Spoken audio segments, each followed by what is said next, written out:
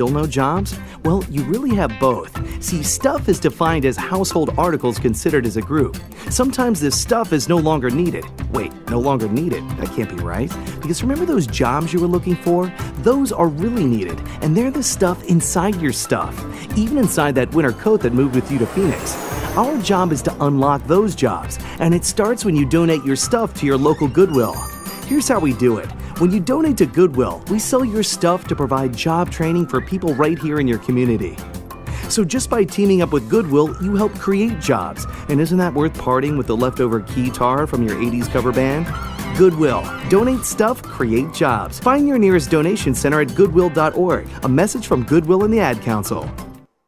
Dear John, I was hoping it wouldn't come to this, but you've left me no choice.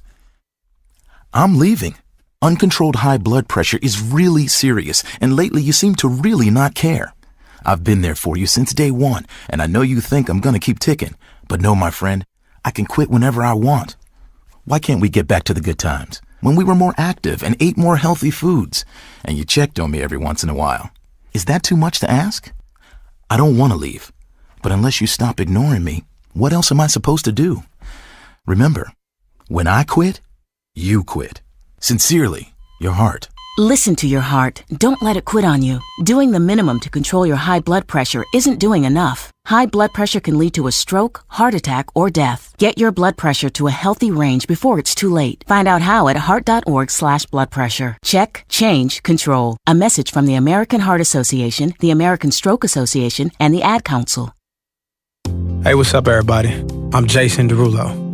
I love that music connects to people all over the country. But unfortunately, so does something else. Childhood hunger. 15 million kids struggle with hunger right here in America. And yet, every year, billions of pounds of surplus food in the U.S. go to waste instead of going to the children in need. Feeding America is working to change this. The Feeding America nationwide network of food banks rescues this surplus of food to help provide meals to families in virtually every community in the United States, including yours. But they just can't do this alone.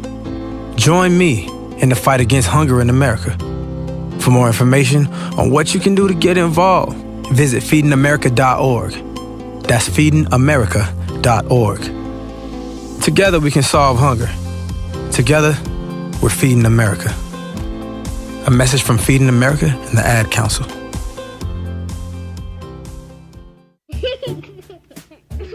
Hey everyone. Let's all stop what we're doing right now and take a moment. That felt good, huh? Just like that, we had a nice special sort of moment together. Of course, they don't all need to be quiet moments to be special. They could be loud moments, goofy moments, sporty moments, dorky moments. Moments where we talk or walk or just hang out. It doesn't really matter. They all count. Because every time dads like us take a moment like that to spend with our kids, well, it's pretty momentous. Sounds like somebody agrees. So let's take a moment to make a moment. Today, call 877-4DAD-411 or visit fatherhood.gov. Brought to you by the U.S. Department of Health and Human Services and the Ad Council. Music is a bridge between the material and the spiritual. My name is Harvey Lauer, and I'm 82. As a blind person, you have to be aware that nobody can tell you what you can or can't do. You really have to try things. My folks got me a little radio in 1940, and that was the best Christmas present I ever got. When I was 11 years old is when I started to play music, play the piano, and then the accordion, and then the cello. My wife, who was also blind, was a good cook. When she died, that's when I started Meals on Wheels. America, let's do lunch. It's Meals on Wheels. 1 in 6 seniors faces the threat of hunger, and millions more live in isolation. Drop off a hot meal and say a quick hello. Volunteer for Meals on Wheels by donating your lunch break at americaletsdolunch.org. This message brought to you by Meals on Wheels America and the Ad Council. Do current market conditions have you nervous? Our experienced team of financial professionals at Heritage Harbor Financial Associates understands that no two investors are alike. We all have different goals, needs, and appetites for risk. That's why the one-size-fits-all approach does not work, especially when planning for retirement. At Heritage Harbor Financial Associates, we analyze your unique investment style so that you can work toward your individual retirement goals on your terms. Heritage Harbor Financial Associates can help you take steps to reach your retirement goals by providing a wide array of financial products to fit your needs, even for the risk adverse. Give us a call at 631-331-6599 to learn more or to set up an appointment with one of our financial professionals. You can also find us on the web at hhfa.org or on Facebook at facebook.com/hhfa.org. Our number again is 631-331-6599. That's 631-331-6599. Investments in stock, bonds, and mutual funds and variable annuities are not FDIC insured and are subject to fluctuation in value and market risk, including loss of principal. Heritage Harbor Financial Associates offers securities through AXA Advisors LLC, New York, New York. Member FINRA, SIPC. Annuity and insurance products offered through AXA Network LLC. Edward Lehman has been a trusted insurance advisor for over 16 years with insurance solutions for auto, home, commercial, life, and retirement. He's located at 54 Sunnyside Boulevard, Suite H in Plainview. That's just 1,000 feet south of 495. Local agent, local advice. The time to think about insurance is before you need it. So do yourself a favor and before you pay your next insurance bill, give Ed and his team a call, 516-935-3900, or visit him online at www.allstate.com/EL. Edward H. Lehman Insurance is your trusted insurance advisor.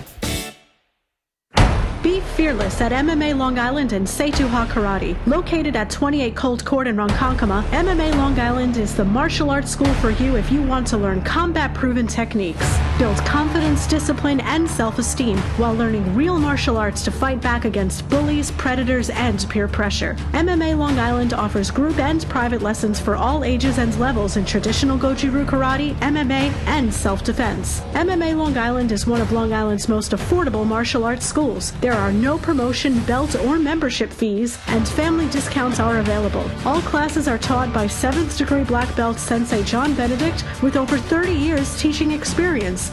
So whether you want to get in the ring or protect yourself and your family, MMA Long Island can help you reach your goals. Visit MMALongIsland.com. That's MMALongIsland.com or call or text 516-381-9660. That's 516-381-9660.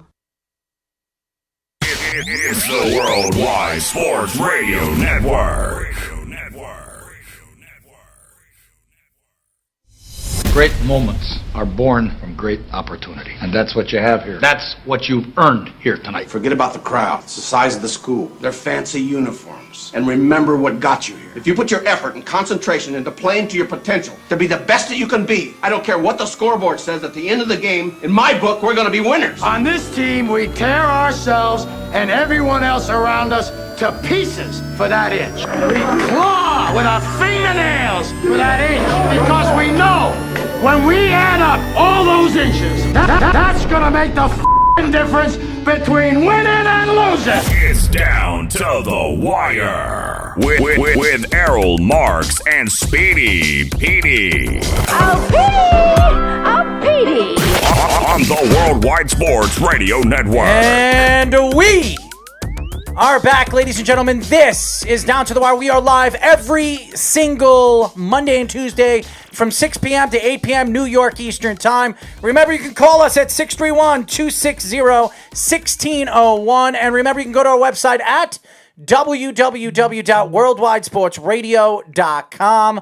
And remember, you can download our app. How do you do that? You go to iOS, and how do you do that? You go to WWSRN, or you go to Android, and you put in Worldwide Sports Radio Network. Speedy Petey, how was the whole weekend extravaganza with you and your family? Yeah, it was bittersweet because I was hoping my family was going to be end up coming up, but unfortunately my father got sick. But I still had a lot of fun. My cousins came over, my aunt came over, my oldest cousin, her boyfriend came over, so it was a lot of fun. We had steak, we had drinks, a little of everything, a traditional barbecue. Whoop-de-doo! But my uncle's steaks are the best, so you can't go wrong with it. Oh, so that's what it was. It was all about the steak. It wasn't about the family. It wasn't no. about It's always about the family. No, it's about Always the steak. about It's the about the family. cow. It's about the cut and the cow, right? Is that what we're talking about? Sure, if you Some wanna sirloin analyze steak that. or something like that. Analyze this.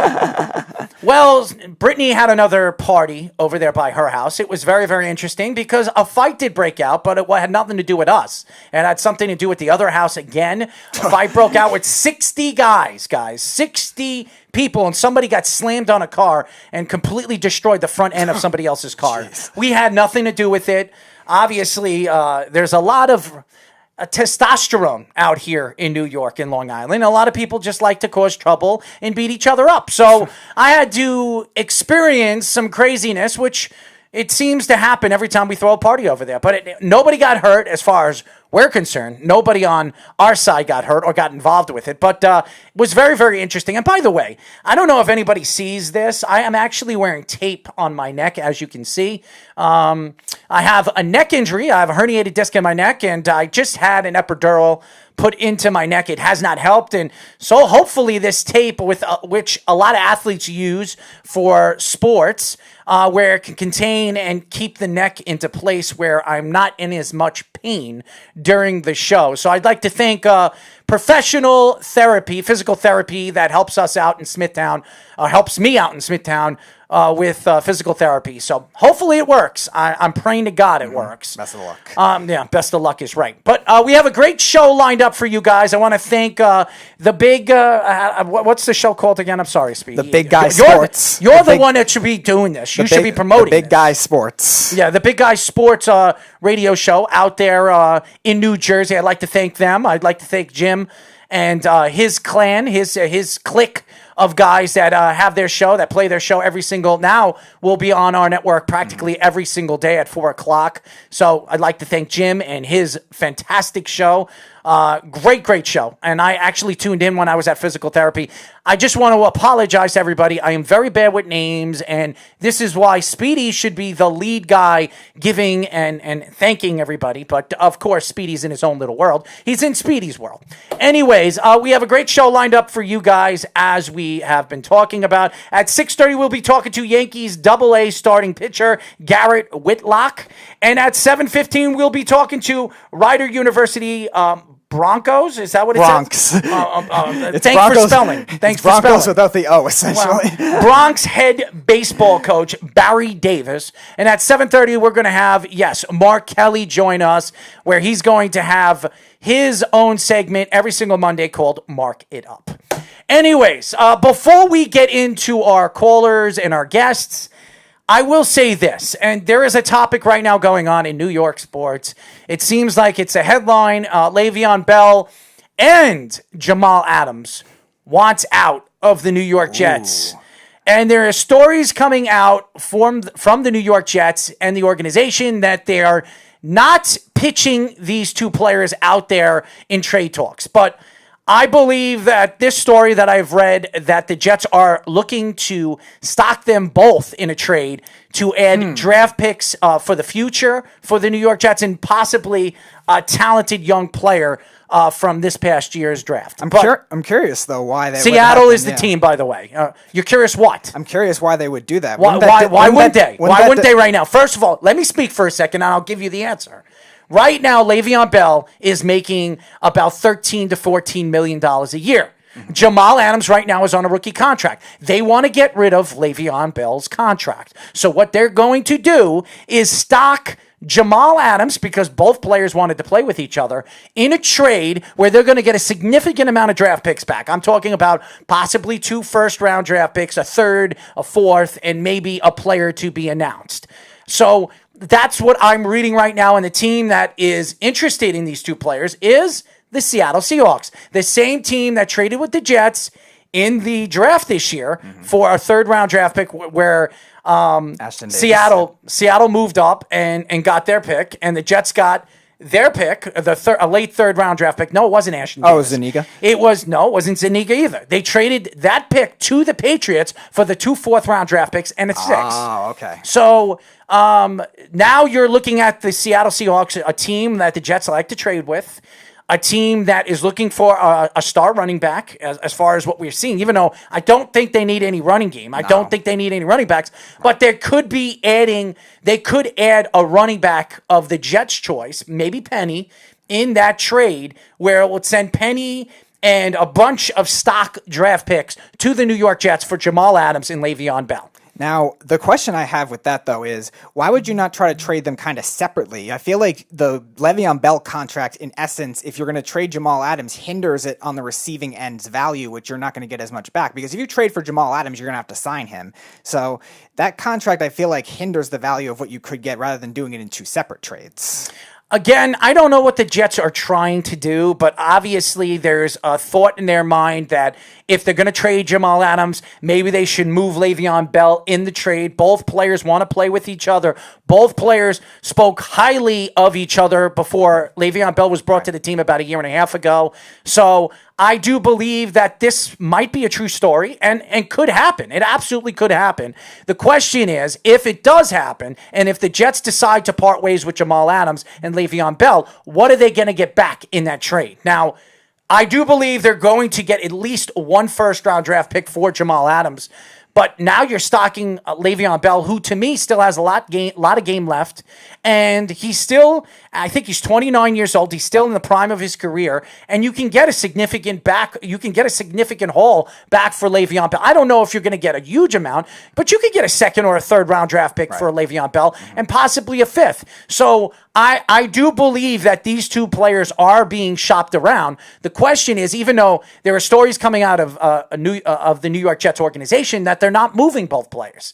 But you know Joe Douglas, and I know Joe Douglas will not tell anybody his plan. And remember, you don't want to relay any plans when you're talking to other organizations and trying to get as much back for these players that you can. Right, especially with these players already saying that they want out. That already diminishes some value as it is, and if they're going to keep nagging and nagging, that's going to diminish the value, and we've seen teams do that already, make that mistake, especially look at the Lions, what they did with Darius Slay, and they didn't even get a second-round pick back for him. I don't know if Le'Veon Bell has come out and said that he wants out, but I could see the Jets, in this trade. By the way, this story is coming out on Pro Sports Daily.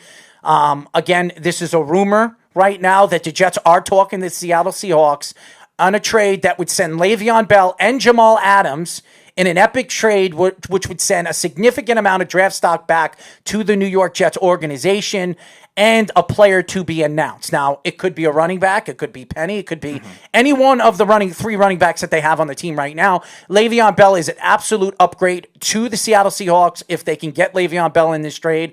The question is, what are the Jets' asking price for these two players? Right. And that's going to be the question that only the Jets can answer. And if this is a true trade evaluation on a thought of talking to Seattle Seahawks, what will the Jets get for both these players? Right.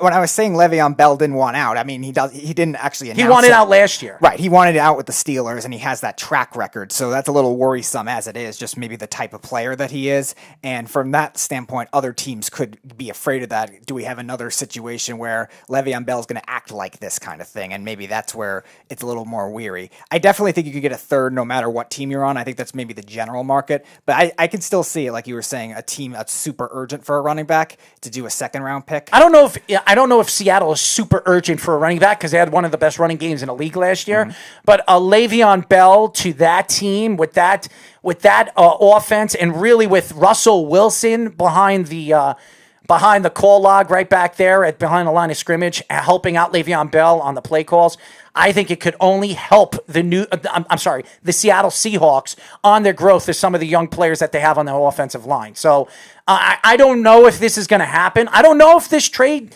rumor is absolutely a trade rumor that is definitely going to hit the airwaves. But everything that I have seen so far and what I've read, the Jets are trying to move Le'Veon Bell. If they're moving Jamal Adams, they're going to try to move Le'Veon Bell's contract with that trade.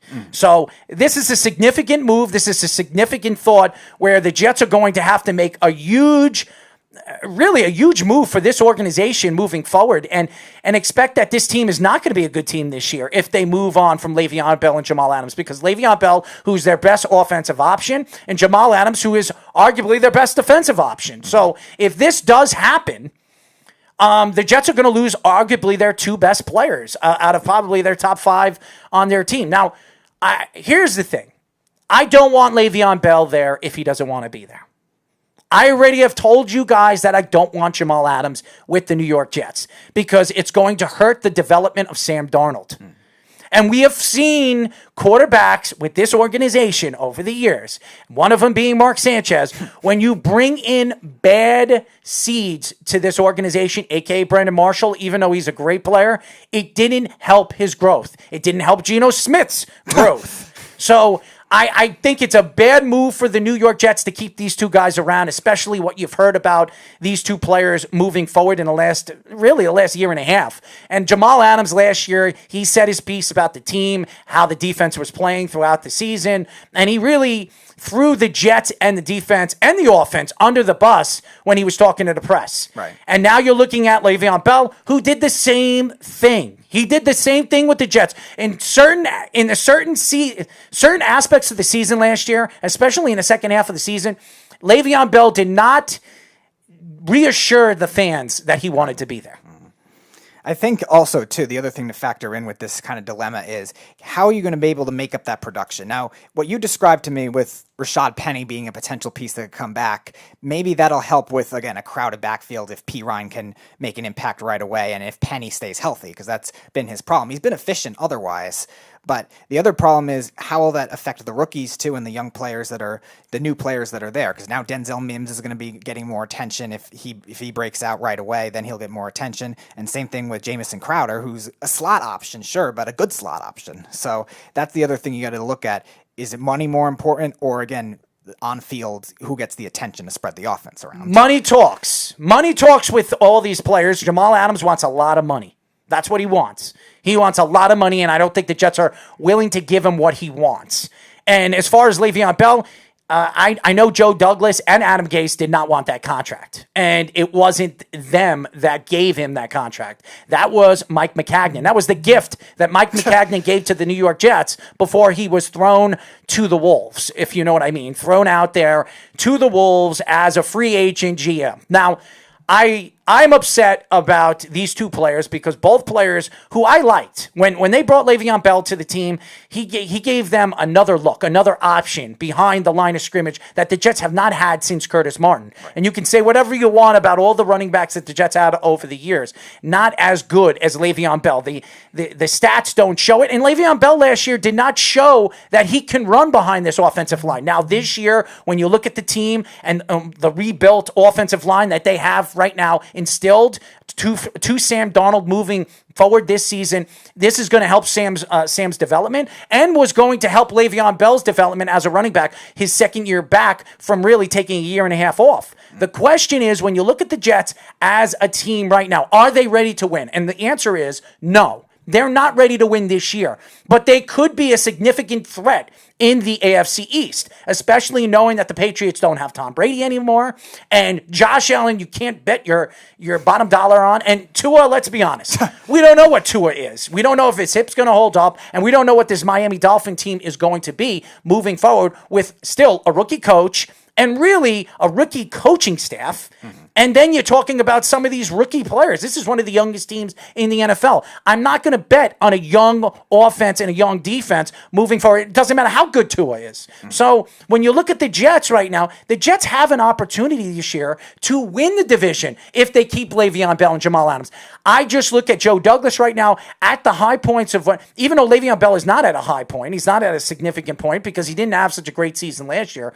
I could look at the New York Jets as an organization to move on from Le'Veon Bell because they want to keep, first of all, they want to bring more money to their salary cap so they can start making moves more in next year's offseason because there are going to be a lot of better free agents that are going to be available. They drafted a running back in the 3rd round, so they're looking at the Jets right now. They already plan to move forward as their young running back in Perine. Perine, yeah, so I look at the Jets right now and the growth of this team. They're not ready to win right now. If you can get a significant haul back for Le'Veon Bell and Jamal Adams, get rid of these guys. Right. They're bad seeds in the locker room. They're not going to help Sam Darnold's development. They're not going to help some of these young offensive linemen moving forward. Could you imagine Le'Veon Bell, if one of these offensive linemen, some of these young offensive linemen or new offensive linemen that are now moved into place, he's complaining that he's not touching the ball enough, or he's not getting enough holes, or he's not finding enough holes from this offensive line. Do you know what you're going to have to deal with moving forward with this guy all season long, screaming? And then you have the young player of Sam Darnold's growth, especially in his third year, still one of the youngest quarterbacks in the league, have to deal with Le'Veon Bell a whole season. I don't want to deal with it. As a Jet fan, I wouldn't want to see it. I wouldn't want to deal with it. And if these trades happen, it shows that Joe Douglas is exactly what we've been saying, going for quantity and depth over quality, just spending it all on one player. And here's the thing. I'm reading what Jeff is saying right now on our feed. And you know what's so funny about Jeff?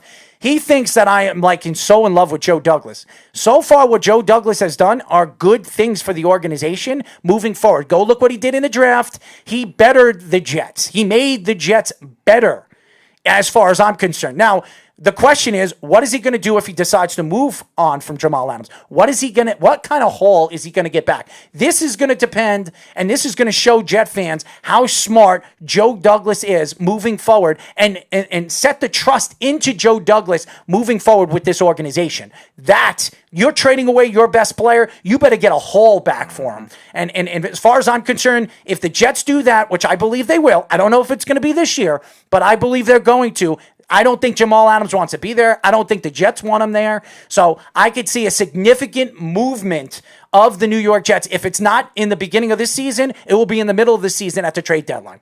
When we come back, we're going to be talking to Yankees AA starting pitcher Garrett Whitlock here on Down to the Wire. It's the Worldwide Sports Radio Network.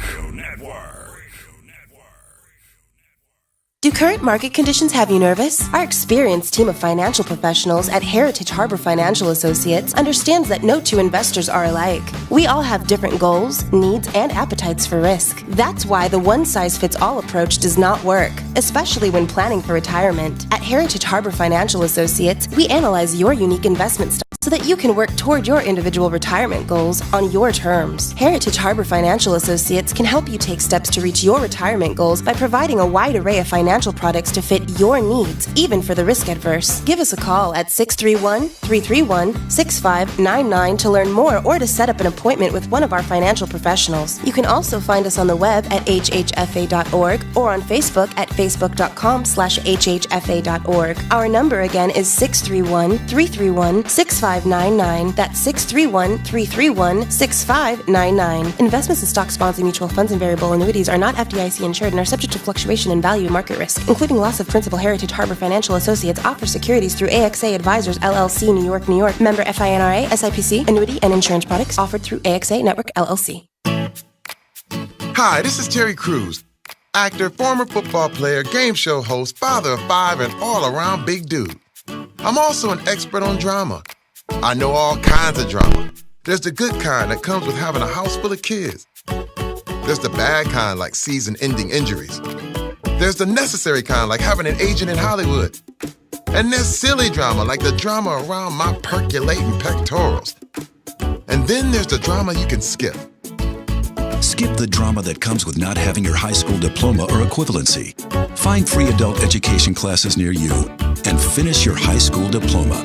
Visit finishyourdiploma.org. Or text diploma to 97779. Message and data rates may apply. Reply STOP to opt out. That's diploma to 97779. And leave the drama to actors like me. Brought to you by the Dollar General Literacy Foundation and the Ad Council. You're listening to the Worldwide Sports Radio Network. You're listening to Down to the Wire on the Worldwide Sports Radio Network.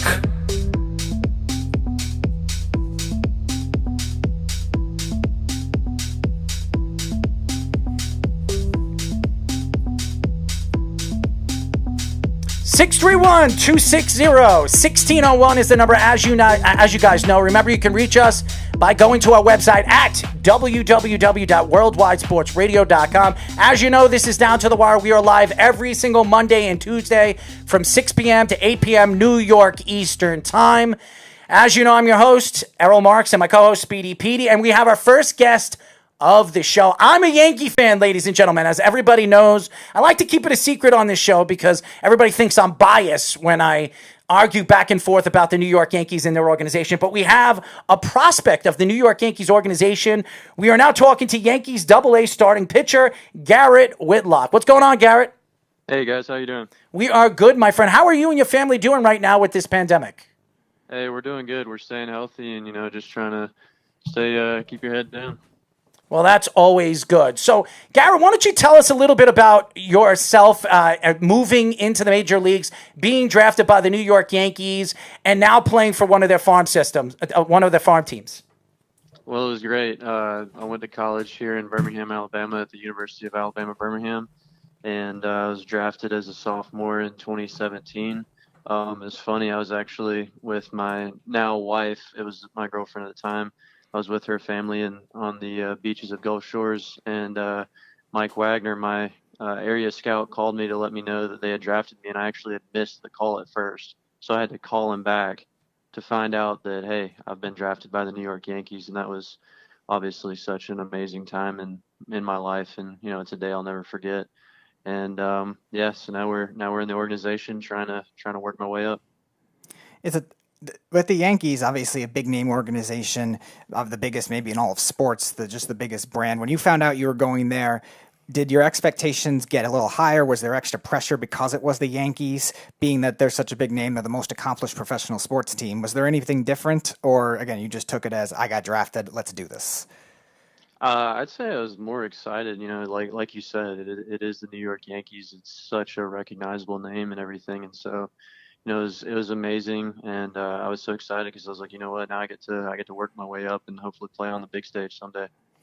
Now, Garrett, I look at your record right now in the minors. You're 12-8. You have a 2.41 ERA, but you, as a pitcher, you have 201 strikeouts, and your WHIP is 1.16.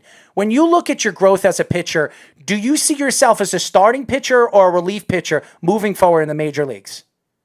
I would like to be a starter. I enjoy the routine that a starter has, and I enjoy the routine that I get into as a starting pitcher. But, obviously, I'm just trying to help the Yankees win a World Series. So if they need me as a reliever, then I'll be happy to step in as that need is filled.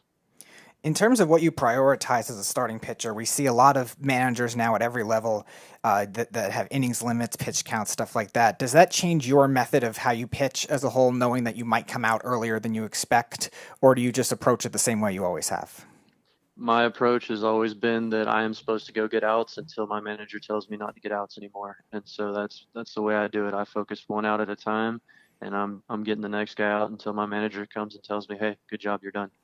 We are talking to Yankees AA starting pitcher Garrett Whitlock. Now, Garrett, I've been watching baseball since I was a little kid. I grew up a Don Mattingly fan, but I grew up an Andy Pettitte fan as well. And when you look at the Yankees organization, they've had a problem finding starting pitchers. They haven't had a problem finding relief pitchers. They've always had good relievers over the years, a.k.a. Mariano Rivera, one of the greatest of all time, if not the greatest. When you look at the Yankees organization and the growth of starting pitching, do you see the Yankees moving forward or backwards with some of the young pitchers you've seen in their farm system?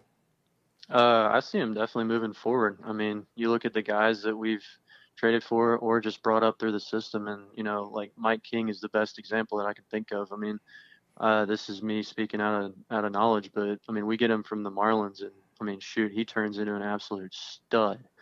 And so, I love the direction we're looking, and everybody's looking really promising.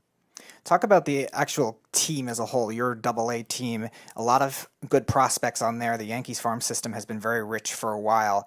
Are there any that have stood out to you, even just watching them when you're not pitching, between the hitters and even some of the other pitchers on that staff? I know Errol's raved about Devi Garcia before, Albert Abreu. How do you see those guys developing on your team? Oh, man. So I've been fortunate enough to play with Davey all the way back in the GCL, and I've kind of gone with him up through the ranks. And so, obviously he's such a talented pitcher, and, it's a lot of fun. He's a great clubhouse guy. He works well with both the Americans and the Latinos. He's a great kid. And, he's so young, but he does have so much room and so much potential. And then another guy for the hitters, Chris Gittens. it's a guy that just year in and year out performs, puts up numbers. He's another just amazing guy and just absolute raw talent. You love to have him on your team, so that way you don't have to face him. As you guys know, we are talking to Yankees Double-A starting pitcher Garrett Whitlock. Garrett, Tommy Johns has really taken control of the major leagues with all the arm problems we've seen in and out, especially with the Yankees. You see with the Mets, they lost Noah Syndergaard. When you look at Tommy Johns, and I don't know, have you ever had Tommy Johns, by the way? I just had it last July. So this is a good question. Do you think you were worked harder as a young pitcher? Is that why you believe you got Tommy Johns?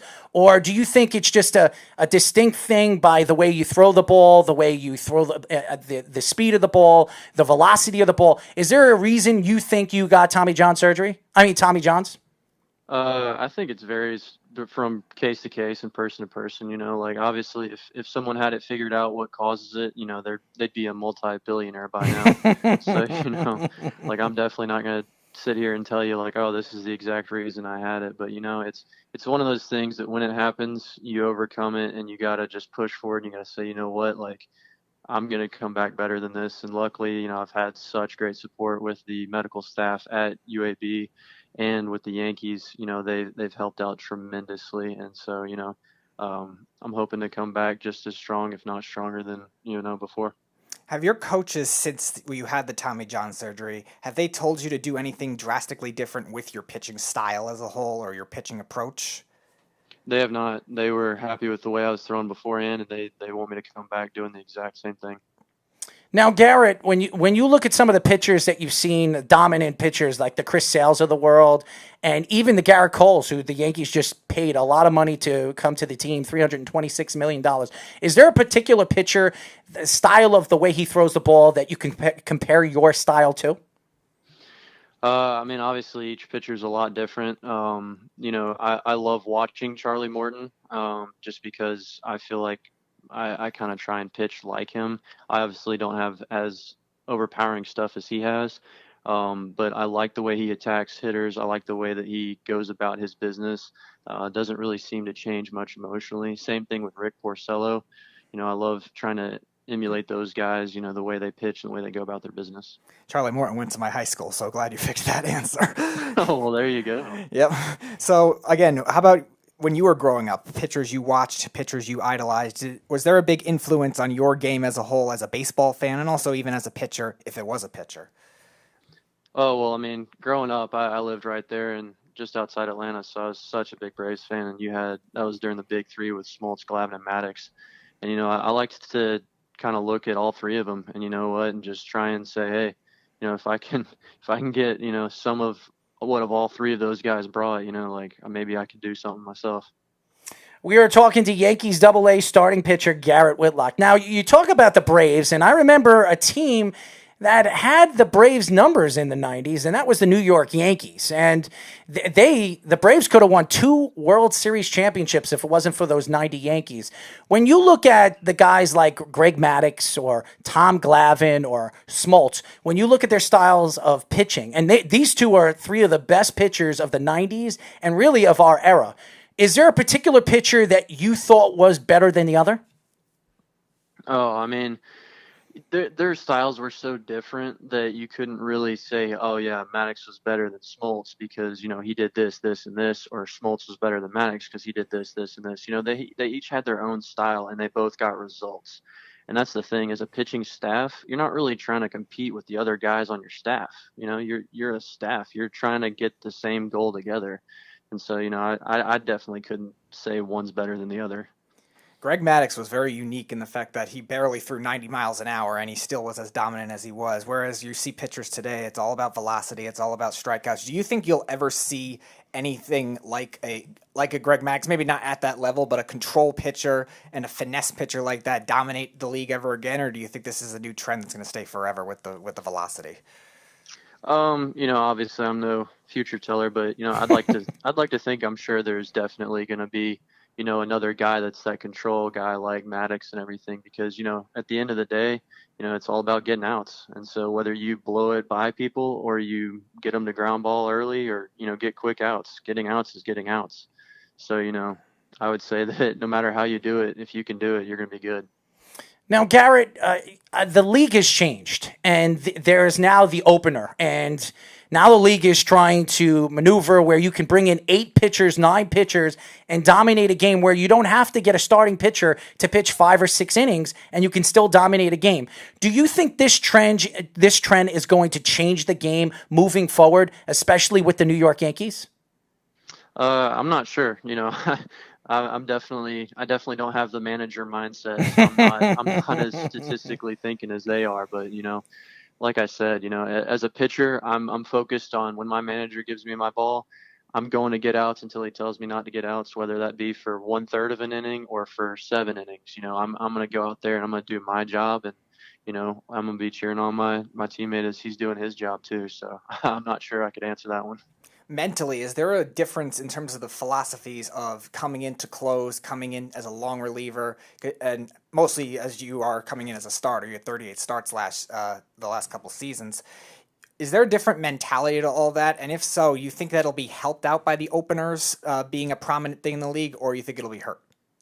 I'm not sure if other people have the same mindset, but my college pitching coach, Josh Hopper, when I was in college, he told me what I've been saying is, what, you go out there and you get outs. And so that's kind of my mindset is, hey, whether I'm coming in the 9th inning or I'm coming out there and it's the first inning game just started, it's like, I got to win these at bats. I got to win this inning. And so to me, it's the same mindset. I'm sure other guys would definitely disagree and everything, but that's how I view it. We are talking to Yankees AA starting pitcher Garrett Whitlock. Garrett, what was it like for the Yankees actually calling you and telling you you were drafted in the 18th round of the draft? And what was it like? Who was the one that called you from the Yankees organization? And what was it like hearing that phone call ring and actually talk to the Yankees organization? So that's the joke the guy that drafted me, his name is Mike Wagner. He was an area scout at that time. He's no longer an area scout. He's well up in our organization. And that's the joke between me and him, because we still, keep in contact, is like, I missed the initial phone call. I was on the beach with it's my wife now, it's my girlfriend at the time. And, I was out there on the beach. I didn't hear the phone ring. I missed it. I saw a voicemail from Mike and I called him back and he's like, hey man, glad you called back in time, because, we just drafted you. And so, obviously that's been a good joke between us. But, it was great. And then, he was just like, congratulations, we're going to get you in contact with, he was our pitching coordinator at the time, Danny Burrell. And then Danny called me, and so it was just I was just on cloud 9, and I couldn't stop but smiling. Is there any specific player on the Yankees' current roster right now that you're looking forward to playing with most? Ooh, I mean that's such a hard question. I was fortunate enough to when we were in spring training beforehand watch Jay Happ do a lot of his lives and a lot of sides and everything, and I really appreciated how he kind of let me do it and how he talked with me through like what he was thinking and like how he was adjusting his pitches and everything. And so, I would say him because, he really, like, this past spring training, guided me and helped me a lot. And it was, I was really thankful that he took the time to, help a guy that's sitting in the minor leagues that's, not his teammate right now. Oh, you're always a teammate. You work for the Yankees. You're a teammate. That's the way the Yankees push players. Every time I've talked to a Yankee player, that are ex-Yankees or Yankee that is a part of the organization right now, they've all said that the Yankees organization, they bring the players together. So it doesn't matter if you're in the minor leagues, you're in the major leagues, the Yankees want the players to work together. My question for you as a major league player, and I know you haven't had the opportunity yet to be called up by the New York Yankees. When you look at the majors, is that where you say you've reached your goal, or when you plan to come to the major leagues, you plan to be a dominant pitcher when you get the opportunity to step on the field of Yankee Stadium? Oh, I would absolutely say, you want to be a dominant pitcher. The goal doesn't stop the second you've made it, because then the second you think you've made it, someone's going to come in right behind you. You got to keep pushing. You got to keep progressing. You got to keep, you want to be the best in the game. You don't want to just get there. Do you have one team and one batter that you're looking forward to playing against most at the major league level? Yes, the Blue Jays and Kevin Biggio, because I played him in New Hampshire, and that I could not get that guy out to save my life. I don't know what it was, but I faced him either 2, 3, 4 times, like 2, 3, 4 different games, and that guy had my number every single time. So I can't wait to get back up in the major leagues and actually face him and say, "Finally, you're mine now." Well, it's funny. It's funny that you say Biggio, because Craig, his father, is from Long Island. He's from Kings Park. So Kevin actually was, I don't know if he was, he was raised over here in Long Island, but a lot of his family is from Long Island, from this Long Island area. So as a player and as a growth of the players that you play with, is there a particular player in your locker room right now that's the clown? He's the guy that just causes the havoc in the locker room. James Reeves, 100%. I mean, you could be having the worst day in your life, and you just look at James Reeves, and you're just going to start smiling. James Reeves. Yes. I mean, he's just he's the light of any situation you go in. He knows how to bring a clubhouse together. He knows how to keep everything light. And I mean, it's just, you meet him, and you'll just love everything about him. What do you think is your best pitch, your favorite pitch, and a pitch that you would want to learn how to throw? Well, obviously the stereotype answer is the one that gets them out. And, obviously I enjoy throwing my two-seam, and, I enjoy throwing a changeup whenever it makes them look silly. But, I'd say maybe the pitch I'd like to learn, I've been doing some rehab with Stephen Wright here recently, and he's been throwing that knuckleball to me, and my goodness, is it nasty. So that'd be a fun pitch to just have in your back pocket. As you guys know, we are talking to Yankees AA starting pitcher Garrett Whitlock. Now, I don't know, your work right now, you're playing for the Yankees organization. Is there a dream team that you want to play for in the future if you have the opportunity to do? Or you just want to be a Yankee and prove yourself as a Yankee and win a championship with the New York Yankees organization? Shoot, I think anybody'd be crazy if they said they didn't want to be a Yankee. I mean, we're the New York Yankees, for goodness sake. I mean, who doesn't want to be a New York Yankee? It would probably take some dire Red Well, don't Sox you want to be a fan New growing York up. Mets? Yeah, exactly. Do you want to be a New York Met? You want to work for the Wilpons? No, I mean, you get drafted by the Yankees and you're like, oh my gosh, this is the New York Yankees. And then you start getting around the organization, see how they treat you, see everything they're doing, and you're like, why would anyone ever want to leave this place? That's true. So, it's true. I will tell you this, Garrett. The first time you get called up and you play the Red Sox, being one of those Red Sox, we have a lot of Red Sox fans that love to go into and attack us throughout social media. And I want all the Red Sox fans to know that every single time they get into that, they're ready to get into the batter's box, they're going to get beamed by Garrett Whitlock. What do you think about that? I tell you what, I'm just going to try and get outs, and if it happens, it happens. Now, what happens if Kevin Biggio becomes a Red Sox in free agency? I want to strike him out. I'm not trying to get that. He has my number. I need to do something to get him though. Well, I read a lot of stories about the kid. He's a up and coming superstar right now with the Blue Jays. They've got a bunch of young players that their fathers were big time superstars in the majors. One of them, Mr. Guerrero. So you're going to have the opportunity for many, many years to come with that team and that talent right now with the Blue Jays. Absolutely, I can't wait. Do you have a favorite game or a favorite moment in your career so far, whether it's high school baseball, college baseball, or with Trenton so far?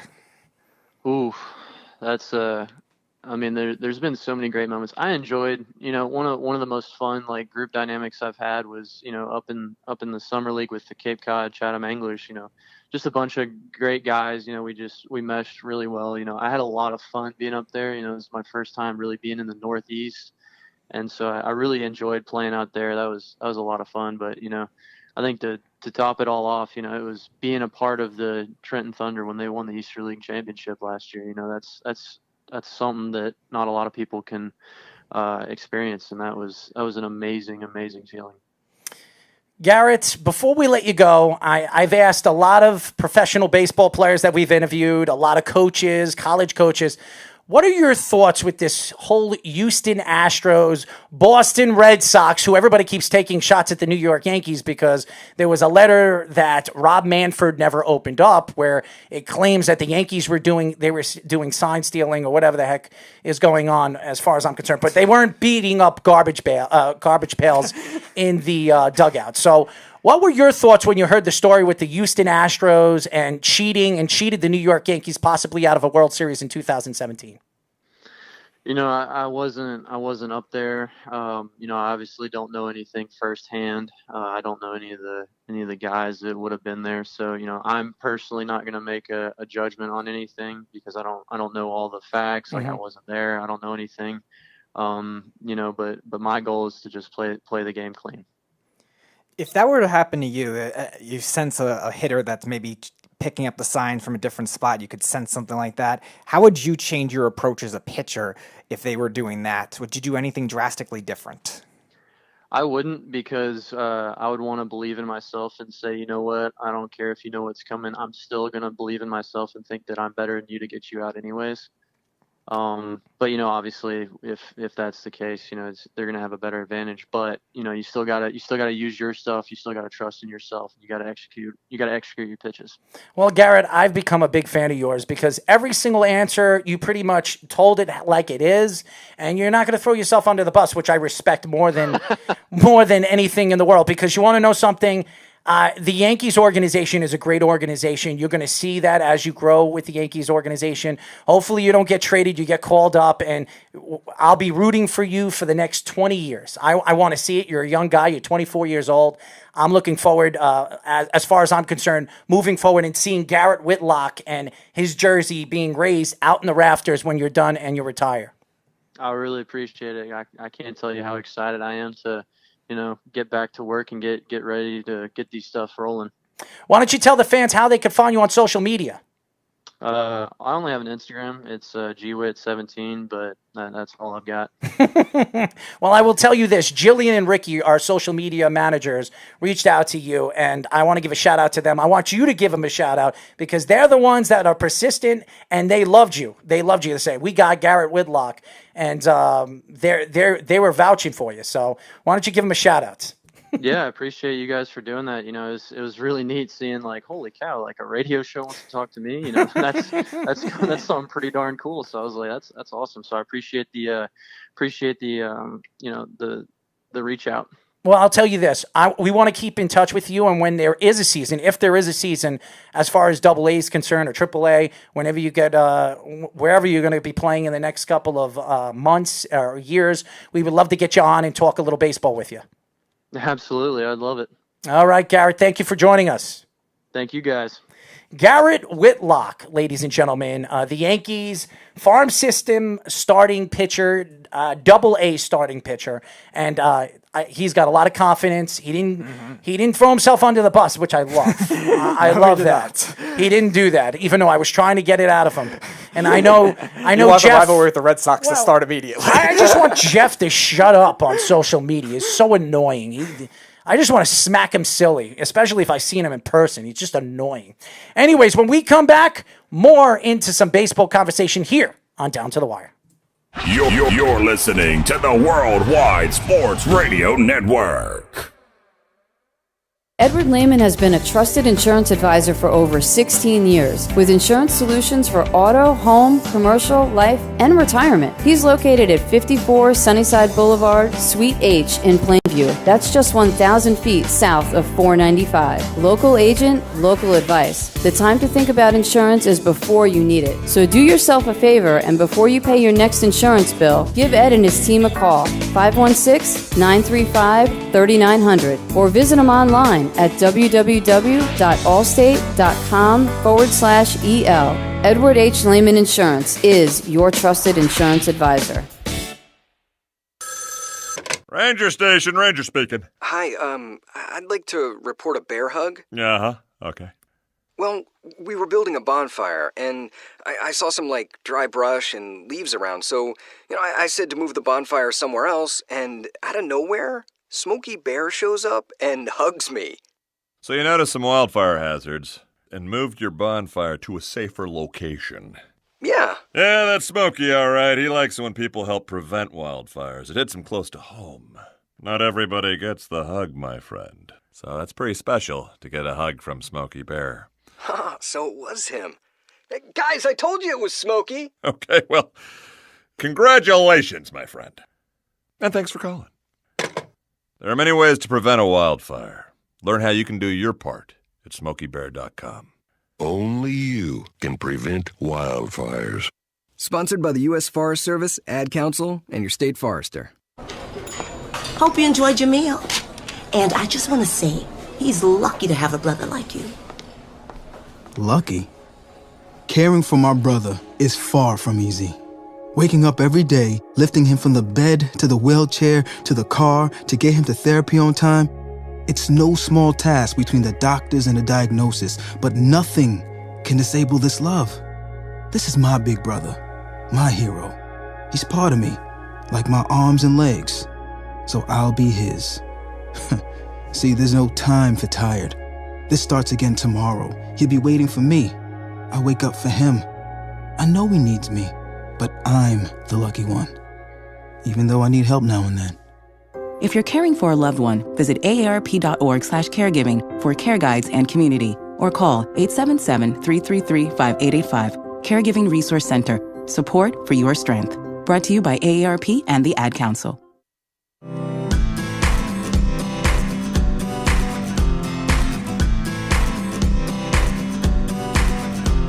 People been saying to your friend, get a different face, and posting on their feed, they're super ugly. The things they say to them online are cruel and they're not true. So tell your friend, I'll stand up for you.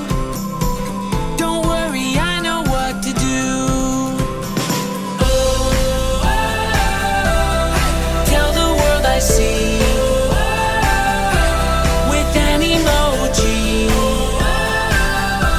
to stop the bullies. Know someone who's being bullied online? Send the witness emoji. It looks like an eye in a speech bubble, and it's in the symbol section near the clocks in your phone. You'll let the world know it isn't cool, and you'll let your friend know you care. Learn more about the witness emoji at eyewitnessbullying.org. Brought to you by the Ad Council. It may be hard to believe, but people just like you are already saving money. FeedThePig.org makes it easy. Their simple savings plan teaches you how to start saving without going overboard. So you don't need to mooch off your friends. You gonna finish that grape? You mean the one in my mouth? You don't need to stop buying the necessities. What you're smelling is a natural musk. Ew. You don't need to be a medical test subject. How do you feel? Mostly okay. Sometimes, though. You don't need to get a second job as a stuntman. We need a new stuntman. Let's break for lunch. You just need an internet connection. Don't get left behind. Start your personal savings plan with the tips and tools on feedthepig.org. That way, you don't need to sell your soul to the devil. $15 is the best I can do. All right, deal. Brought to you by the American Institute of CPAs and the Ad Council. It's the Worldwide Sports Radio Network. You're listening to Down to the Wire on the Worldwide Sports Radio Network. 631-260-1601 is the number. Speedy, what is this track? It's terrible. There's no hipness to this track. Nothing. Slow and boring. Kind of like you. Anyway, I like to think I'm not completely slow. Depends on what element of my physique it is. Physique? Or just boring. How's that sound? As you guys know, you can call us again at 631-260-1601. Remember, you can go to our website at www.worldwidesportsradio.com. And remember, ladies and gentlemen, Speedy Petey is going to dress up like a woman in the near future on this show. He's going to be wearing a muumuu and a wig. Yes, he is going to be sitting here. I did not lose any bet yet. Well, he's going to be sitting over here, and we're going to get him to dress up like a woman. It's going to be really, really funny, so stay tuned for that. It's going to definitely, be eye-appealing for all the fans out there. What do you think, Speedy? You're really doing this now? Can we save this Absolutely. I think it'd be really, really funny. I didn't lose any bets. But I think it was really, really funny a couple of years ago. You dressed up. You were wearing a red wig. You guys had a and lot of fun with that. Yes, it was really, really funny. I thought it really was very...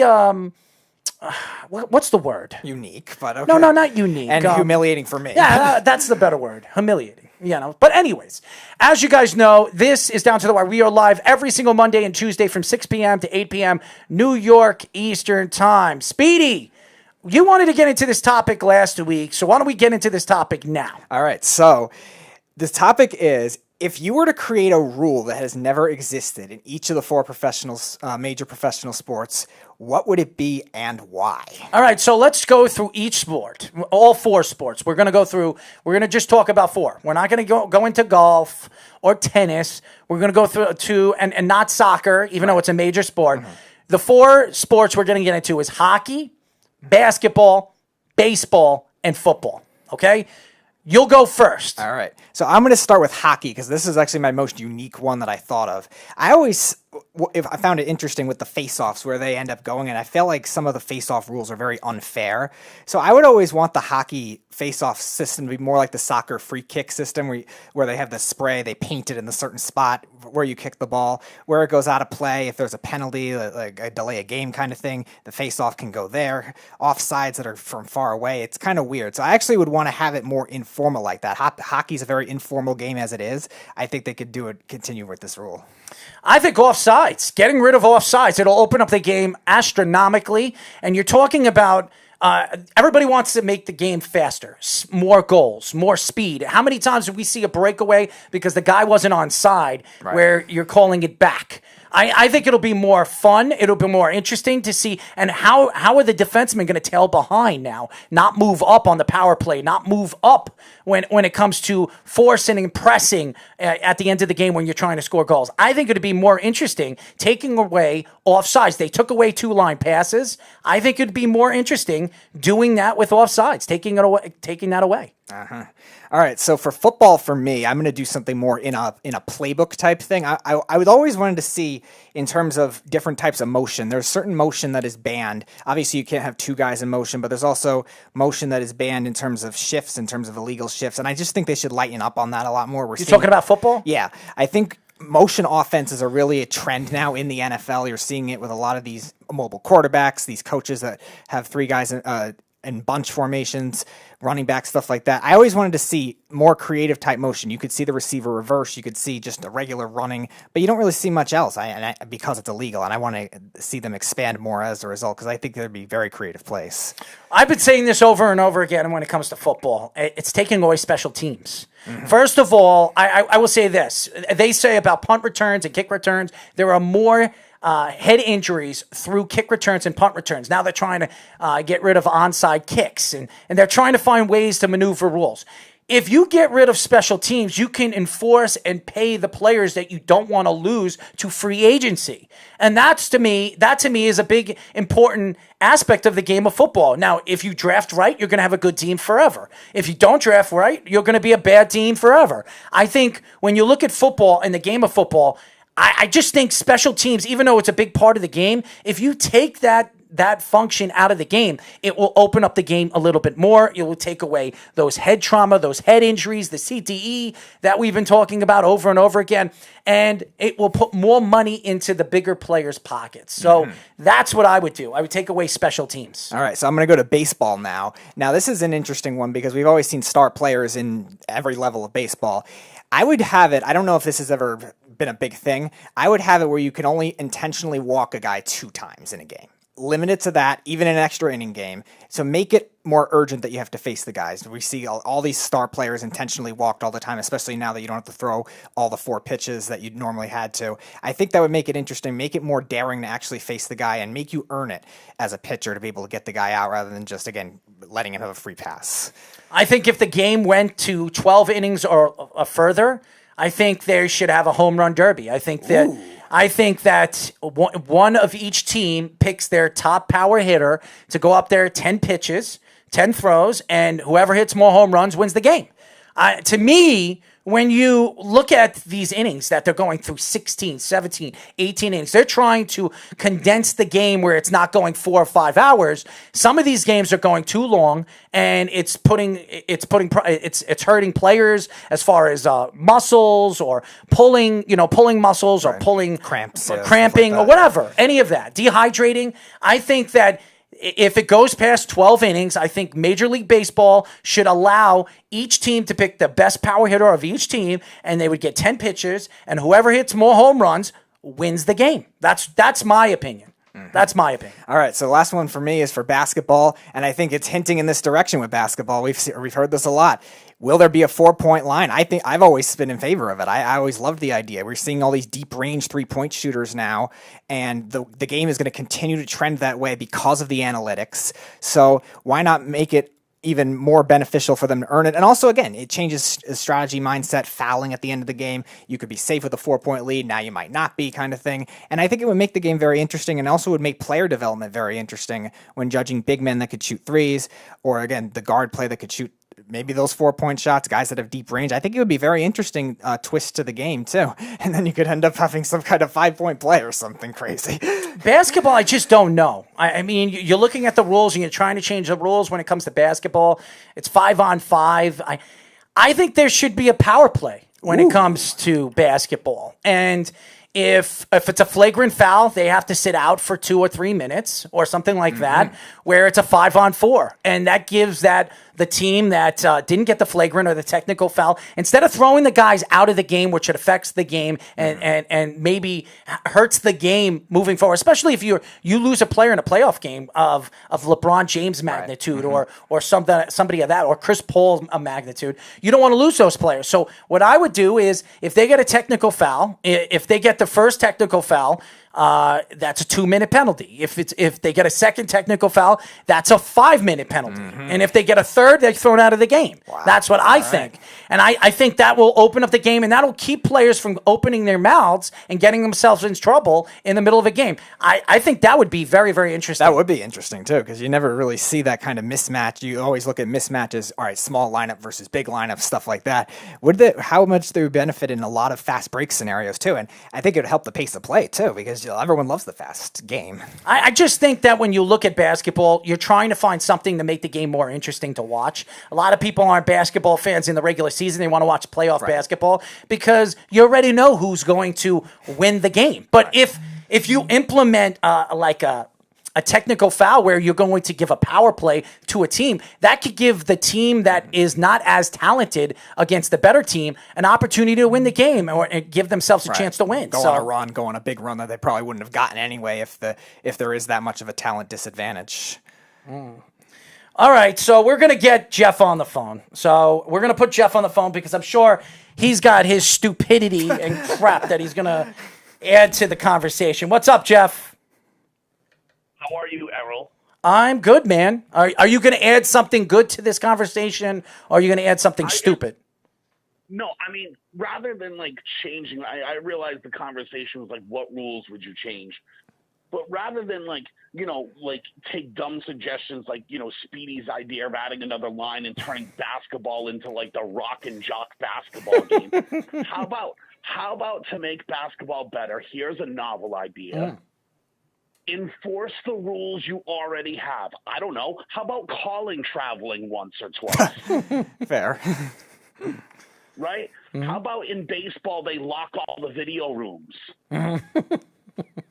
Isn't that, I mean, it's already a rule, right? It's already a rule, no video, right? How about just locking the video rooms? That would prevent the Astros from cheating, certainly the Yankees, right? Like, how about just enforcing the rules that you have?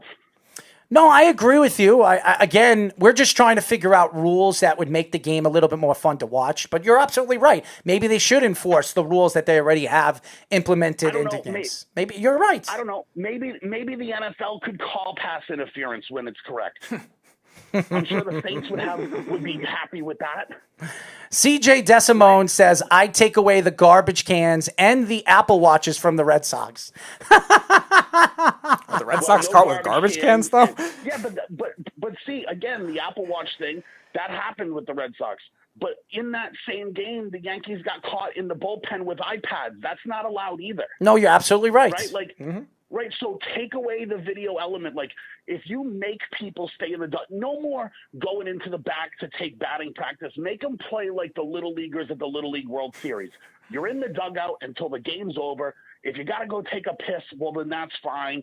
But otherwise, none of this batting practice mid-game or I'm going to go look at a video screen, none of that. Make them play straight up. Those are already rules that they could have enforced to keep the integrity of the game. You don't like the home run derby after the 12th inning? No, it's dumb. I thought it would be interesting, man. That would be fun to watch. I like your NBA one, though. That was actually interesting. The dumbest one is Speedy's with the 4-point line, right? Because then so you're not in favor of the 4-point line? Is it 5 beyond half court? Is it 10 if you shoot it from the other side of the court? Like, where do you stop? Jeff, it's not a pinball machine.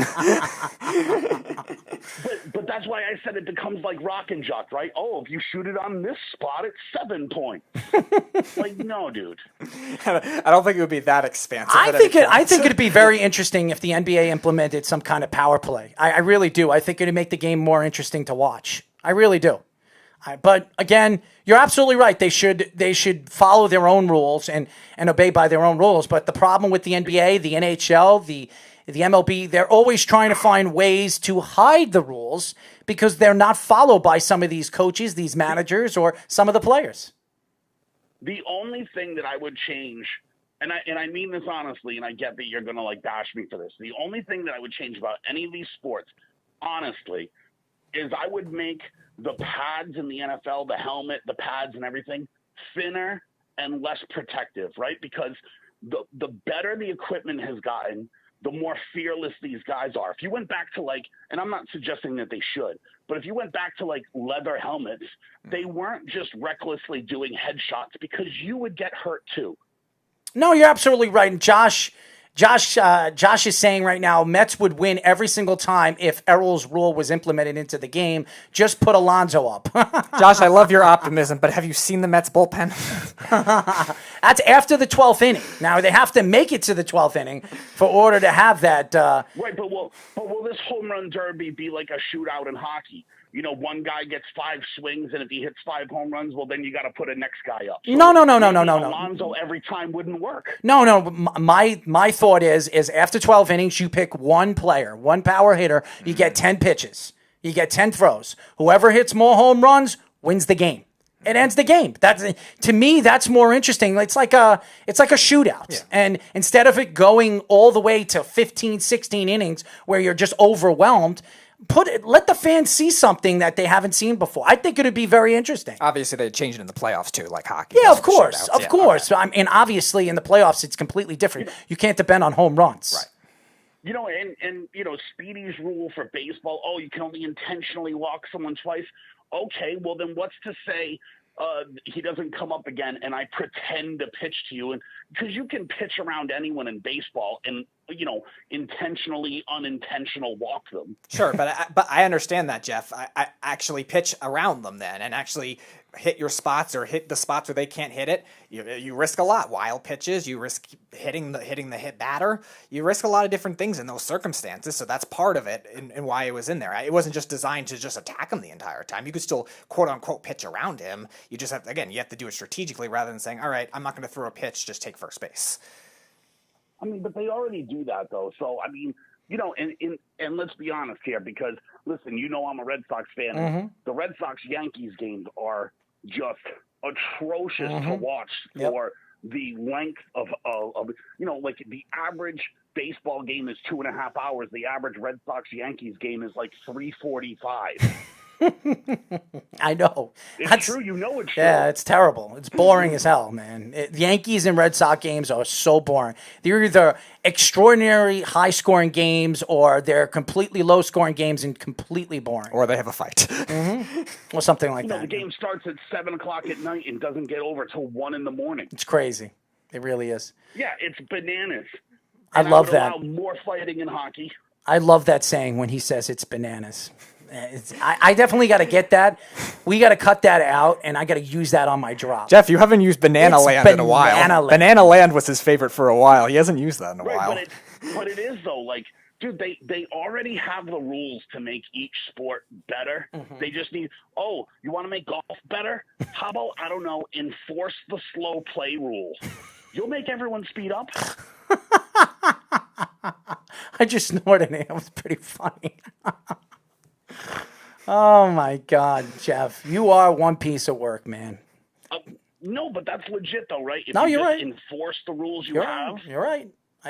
Because honestly, what difference does it make if you make more rules? Because they're already ignoring rules. When was the last time you've ever seen a traveling call in the NBA? It's true. It's true. It's absolutely true. I mean, LeBron James has like 7 or 8 steps before it gets to the hole. So you're absolutely right. Jeff, we gotta. Someone breathes on him, he runs at the referee and cries. That's right. Jeff, we gotta go to break because we're gonna have our second guest on the phone. Terrific. Always fun listening to you guys. I'm a little disappointed you didn't ask Garrett if he got Michael Pineda's hand down pine guitar. I didn't want to ask him that. He probably fell over off his chair in the interview. So I don't even know if he knows who Michael Pineda is. I mean, maybe he doesn't. I don't know. When do they start teaching the cheating in the Yankees organization, though? That's what I really want to know. All right, they already Jeff. started in Double-A? All right, Jeff. Thank you very much. Thank you for calling. Jeff from Tampa, ladies and gentlemen. Next, we're going to be talking to Rider University Bronx head baseball coach Barry Davis here on Down to the Wire. It's the Worldwide Sports Radio Network.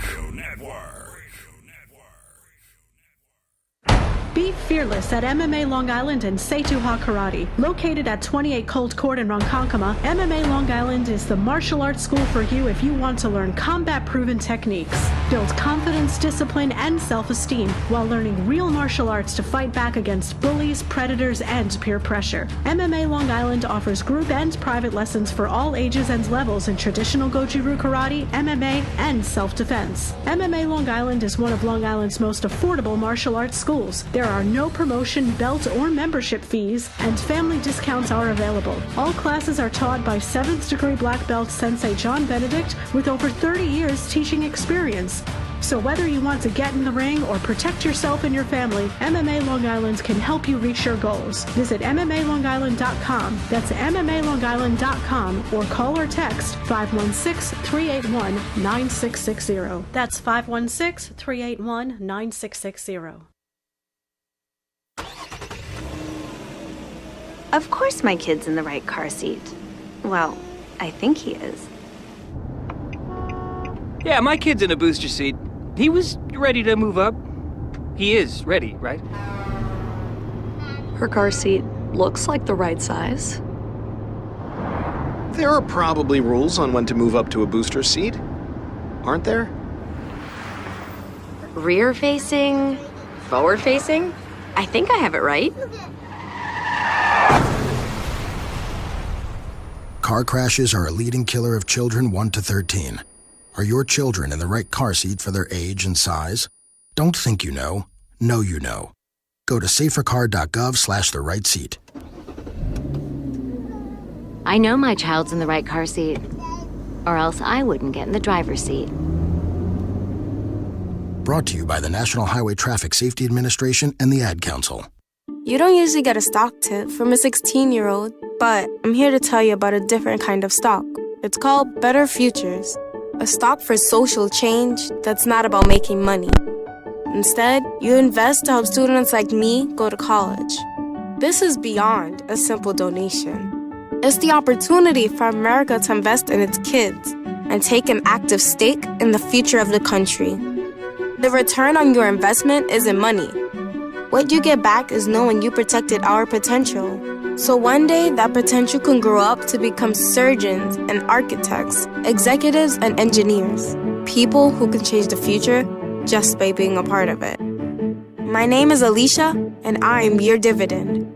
Invest in better futures with UNCF. Visit uncf.org/invest.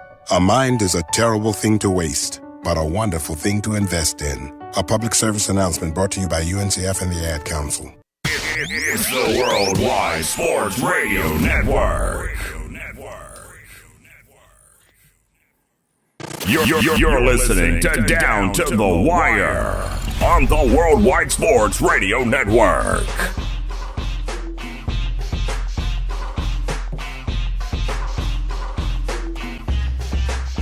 631-260-1601 is the number. This is Down to the Wire. We are live every single Monday and Tuesday from 6 p.m. to 8 p.m. New York Eastern Time.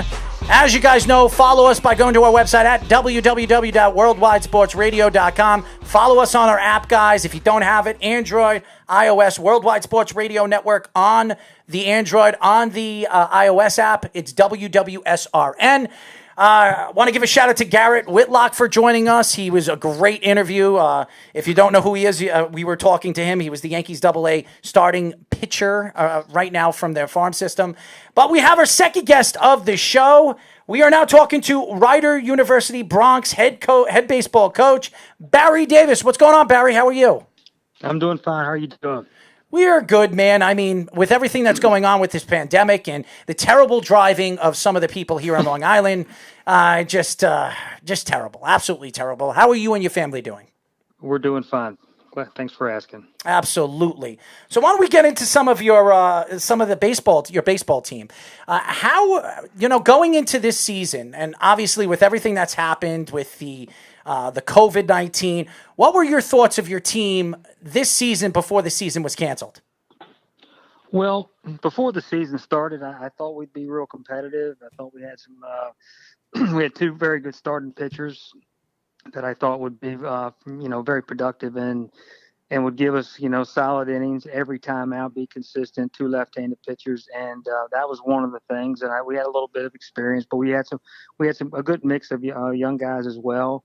I was confident. I thought, the last couple of years before this particular season have not been very good. So we felt like we turned the corner. We had a great recruiting class, and we developed a little bit better for the couple of years that we struggled. Felt good about it. And then when the season started, we opened up with a sweep down in Charleston Southern, which was a good confidence builder. Played well at East Tennessee State, played well at James Madison, played well at Delaware. Did not win a game, lost 3 games by 4 runs. So we felt really good about where we were. And then the pandemic hit, and I mean, it came sudden and it came quick, and it ended. It went from basically thinking that we're going to, be quarantined maybe for 2 weeks and then get back at it to nothing. Talk about when in your managerial career, the 2 NCAA tournament appearances you guys had, 2008 and 2010. Talk about those experiences, what they were like for your team. Well, the first year in 2008, we were not playing well at the end of the year, and it was kind of an odd season. We played really well in the middle, and then down the stretch, I think we had lost 9 of our last 11, and we kind of snuck in the back door, got in the tournament as the 4th seed. And then for 3 days, we played about as well as you can play. We got, starting pitching, clutch hitting. I think that particular weekend, one of the stats I know we sacrifice bunts are not big, but that particular weekend we bunted 11 times, sacrifice, and we were 11 for 11, and we put our guys in position to score, and we got some hits and won the tournament, which was exciting. They had never won the MAC conference tournament ever. And so that was exciting, and got a chance to go out to California, Cal State Fullerton, and play with Fullerton, UCLA, and Virginia. So that was exciting. 2010 was basically same type of team, same kind of team, just a couple years older, a lot of the same guys. And we got hot about game 39 or 40. I think we won. I can't remember exactly. It was like we won 21 of our last 23. Or something to that effect, and I wouldn't say we breezed through the tournament, but we didn't lose. We were real competitive. We had a little bit of everything. A solid club. That team was probably a little better than the 08 team, and then we draw a bid to go play Texas in the first round. Texas, Louisiana Lafayette, and Rice, and great experiences for our guys and me as well. And we haven't been back in a while. We've had good teams since then, and we just haven't been able to get the clutch hit or make the clutch pitch or have a little luck on our side. So those were two great experiences. We are talking to Rider University Bronx head baseball coach Barry Davis. Now, Barry, we've asked a lot of coaches this same question. When you go into a household and you're trying to recruit a player, and you're trying to recruit a player through his family, his parents, and you're telling him how good the school is, how good the baseball program is, how do you go upon doing that and selling your school and your program? Well, I mean, every recruiting class is a little different, and our philosophies have varied from year to year. I thought when I first got there, we were turning the roster over. So every kid that we were recruiting, we were almost saying, you're going to get a chance to play right away. And then we, like through those 2 years we just talked about, then we started to kind of fill backup guys, and it kind of backfired on us a little bit. The last couple of years, we recruited some junior college players. But what we would tell them, would be, and the best way for us is to say, look, you're going to get an opportunity to compete. You're going to get an opportunity to play. We try to obviously recruit the right guy. And if he's the right guy, he's usually in there his freshman year, maybe no later than his sophomore year. If we recruit a guy and he's not on the field as a position player by the time he's a junior, we've probably made a mistake. And of course, it's the type of kid we get. If he's a high character kid, he'll battle and get himself on the field somehow. But for the most part, our philosophy is to go in and get guys that are going to help us right away. Pitching's a little different because you need more than 9 or 10 pitchers. We got 17 on our roster right now. Arm injuries, can occur, quite often now.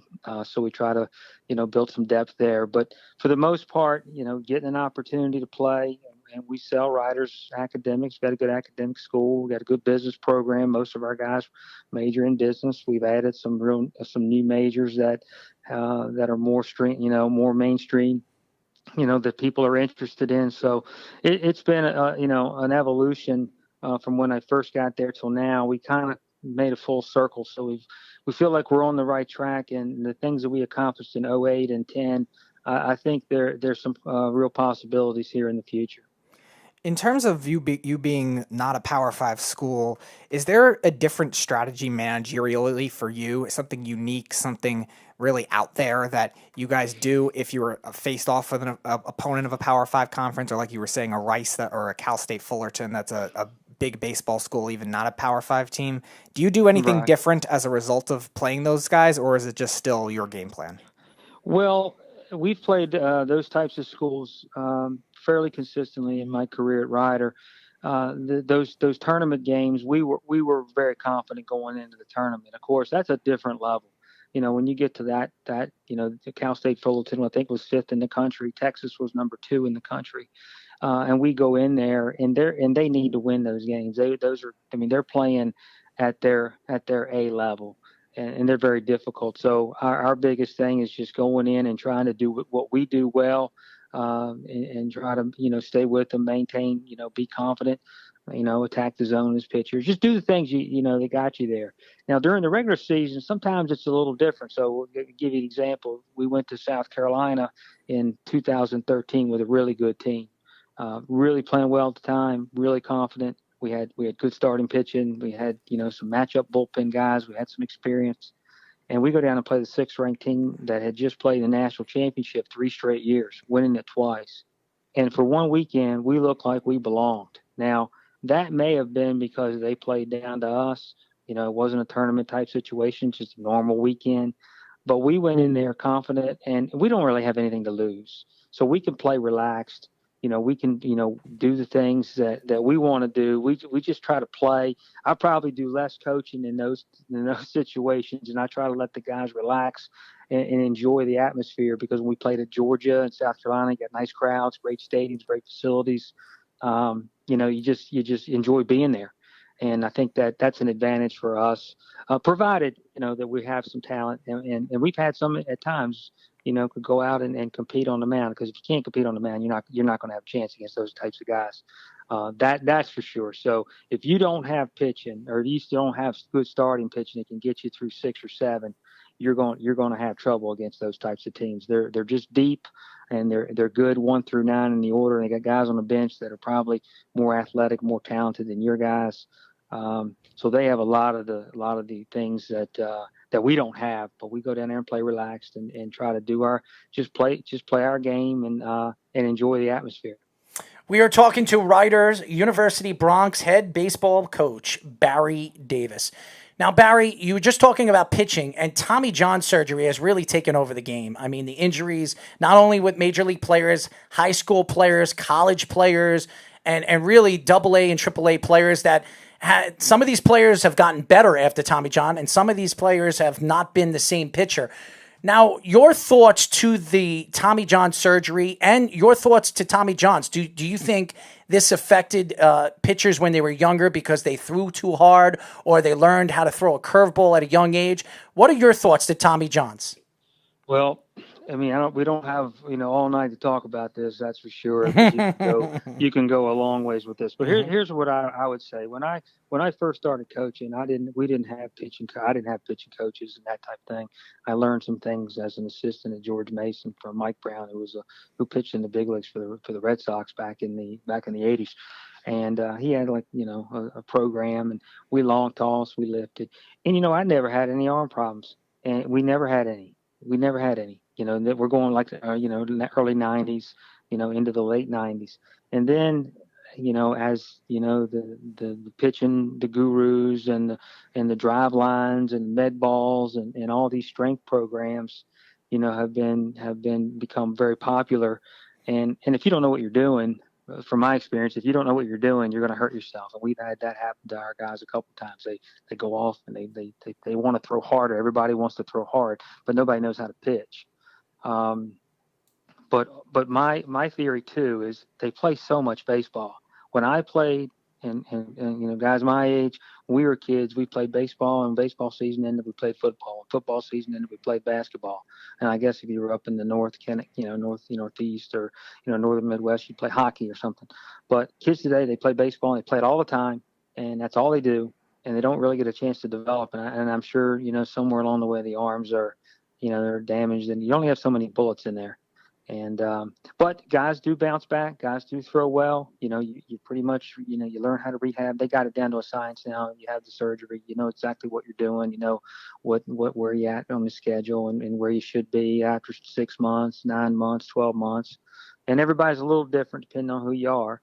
But it certainly can flare up again, or you could pitch without any issues. I mean, you see it in the major leagues all the time. But I mean, those guys are big and strong. I just think these kids are so strong now that shoulder capsule and that shoulder joint just has a tough time handling that type of torque and that type of velocity and arm speed.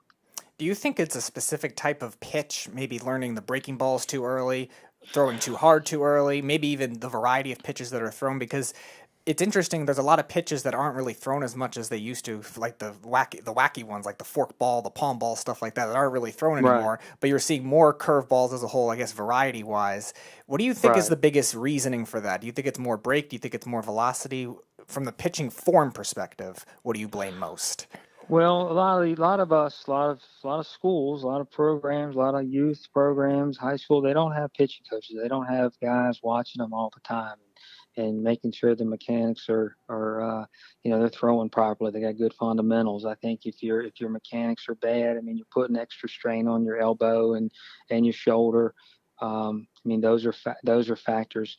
I mean, it's a little bit above my pay grade in terms of knowing, the physiological aspects of it. I do know, a certain amount of pitches, we try to keep an eye on them. We try to condition them, with bands and light weights and that type of thing. And then the off season program's a little bit more designed for strength. But the curveball, the slider, I mean, as a young, not developing, that could certainly have a play, and that could be a factor. I mean, other certain kids don't have arm issues, and it's everybody's built differently, and but I would say at an early age, throwing breaking balls and because it certainly works against the natural movement of the arm, that's going to play some type of role in a potential injury down the road.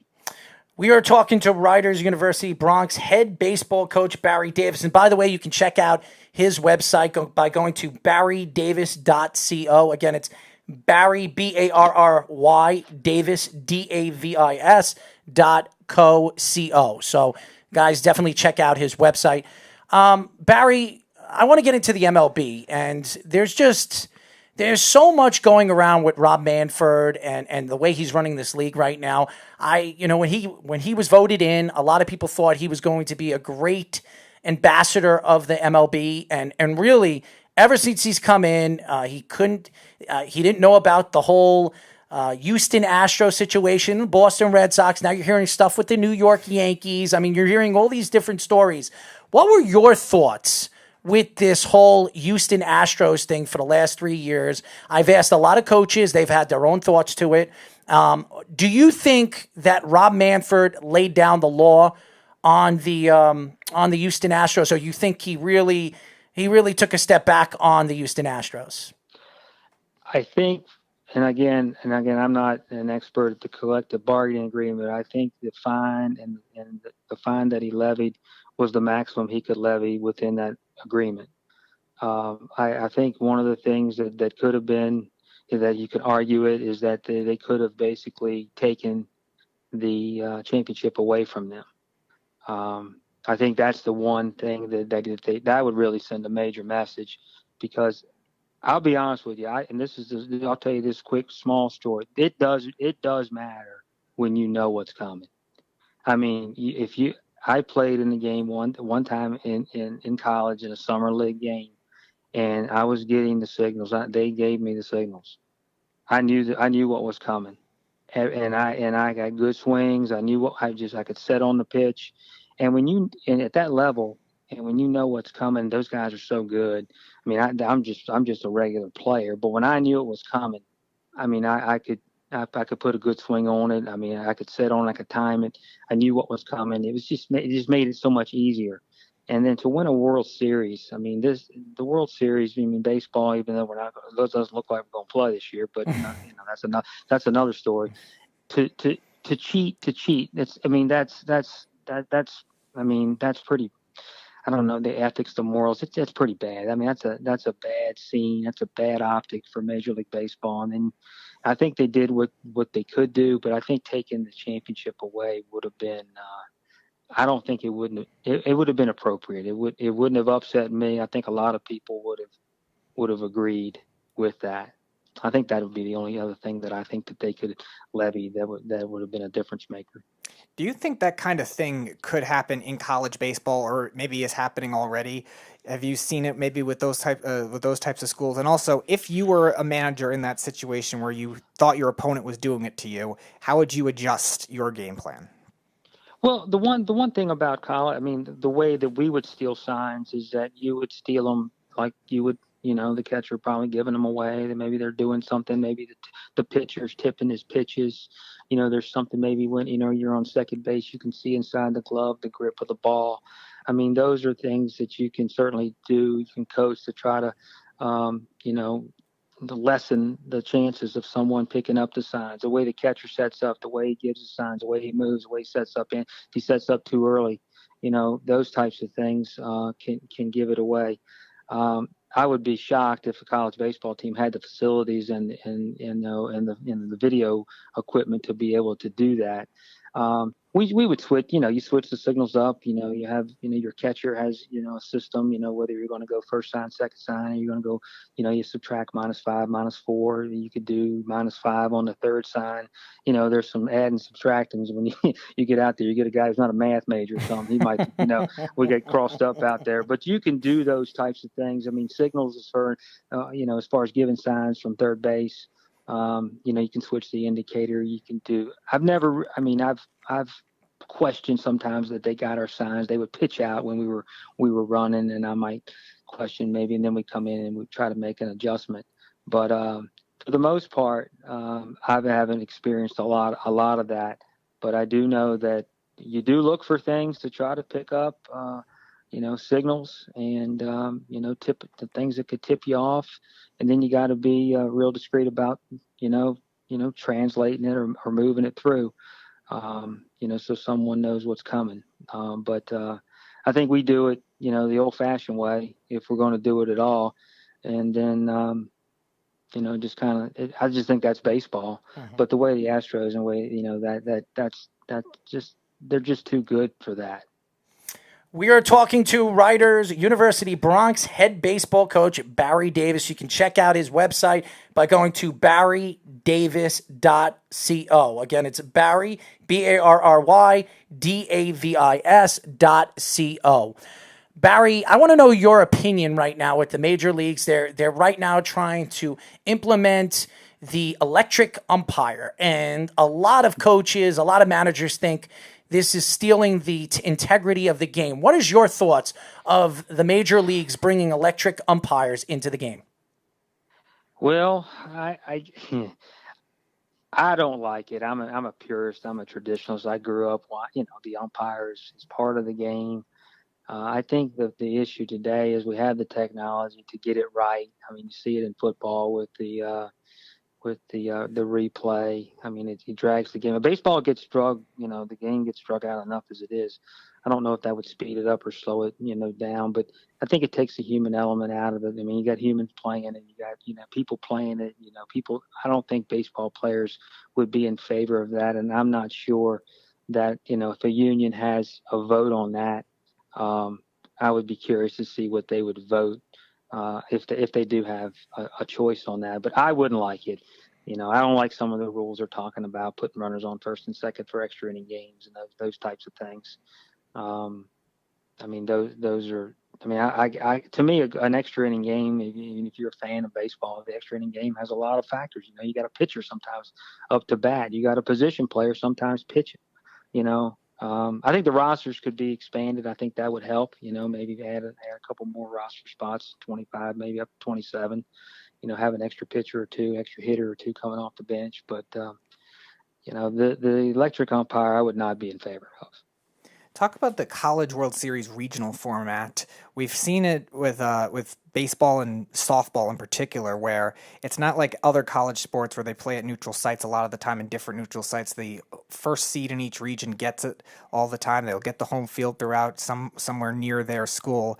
Are you in favor of that type of setup, especially as a smaller school that probably wouldn't be a one seed, or do you think it's a big disadvantage for underdogs to create it going like you see in basketball and hockey and other college sports?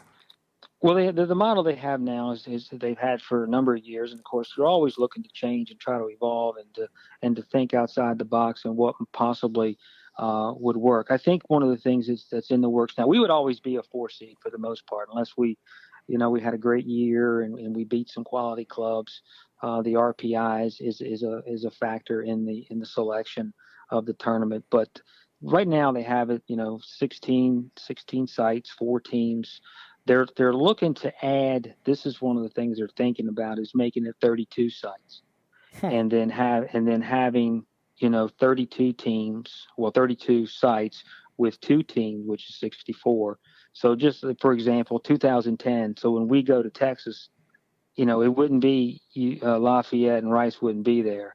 Texas would play Ryder in a best of 3, and then the next weekend it would be you'd have all the winners of those 32 going to another round, in terms of a super regional, and that's what they're looking at to get more expansion in terms of more visibility for programs that are 17 through 32. So I think that's what they're trying to do. Barry, why don't you tell the fans how they can find you on social media? Well, the website you've mentioned, this is something new for me. We have barrydavis.co. You can go on the website, and it's basically a leadership website where you can get information from me to help transform your program from basically a losing team to a winning program. I did a research study on transformation, leadership, and culture change, and we came up with 5 pillars. And these 5 pillars are 5 things that I feel like you must have to transform your program from loser to winner, or your organization from unsuccess to success. And all you have to do is go on there and sign up for the 5 pillars, and then it'll come to you automatically. And then one of the things that I'm hoping to gain from this is to go out and to speak. I'm speaking at the National Convention next January on this particular topic. And, I feel like it's a topic a lot of coaches, Division 1, 2, and 3, junior college, and even high school could benefit from these 5 pillars. You also can follow me at Barry Davis 42 on Twitter. I don't use Instagram a lot. I use Twitter. And then of course you can go to gobronx.com at Rider University to get my email. But with the website now, you can sign up and you can get on a subscription list, and then I can contact you and we could discuss leadership, culture change, coaching, and a number of things that I feel like after 31 years of coaching, I can certainly be of some help to someone. Well, guys, as you know, Barry Davis, go to Barry, BarryDavis.co. And like he was saying, go over there, sign up, and you can structure your way. Well, he's going to explain to you how you could structure a team of success if you have a baseball team. So definitely check that out. Barry, thank you for joining us. Barry, do us a favor. Text us your email address to this number so we can send you the clip, the audio clip to this and the video clip to the show of this interview. Okay, we'll do. Thank you so much for joining us, and we'd love to get you on if the baseball season starts next year. Well, definitely love to be back on. I appreciate you having me, and stay safe where you're at, and hopefully we'll talk soon. Absolutely. Thank you, Barry. Barry Davis, ladies and gentlemen, Rider University Bronx head baseball coach. Great interview. Gave us some good insight, not only with his team and the college game, but the MLB game as well. When we come back, we will have Mark Kelly mark it up here on Down to the Wire. It's the Worldwide Sports Radio Network.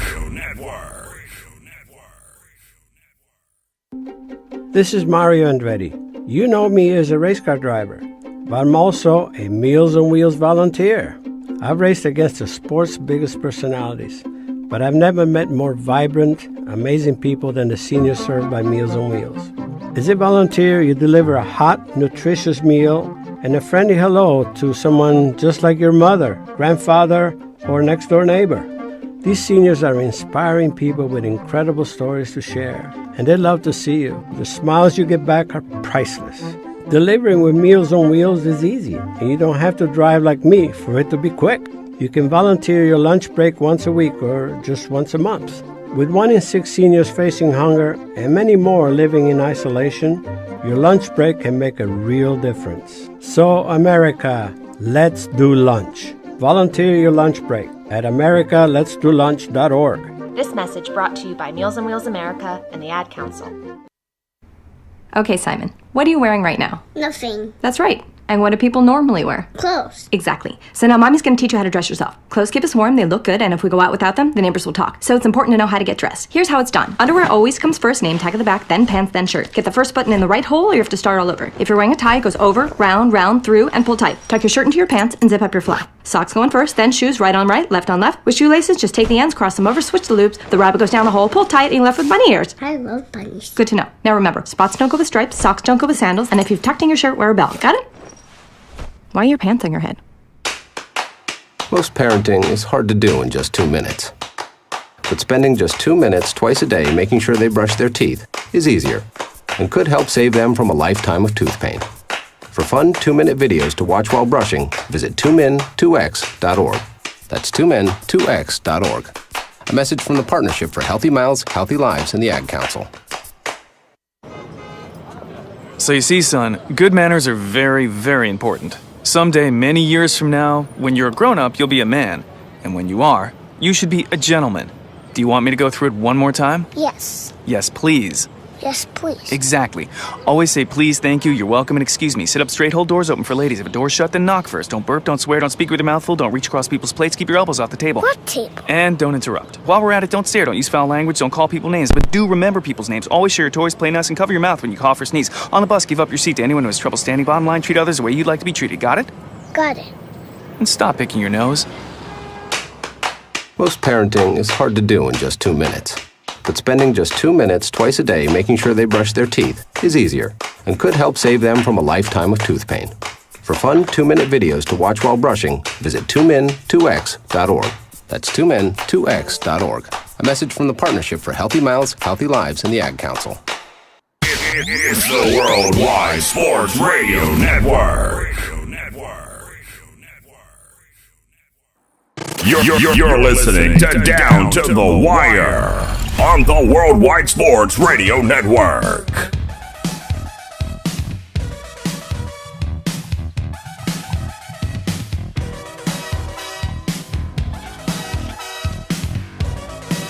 Six 260-1601. Speedy almost dropped the mic.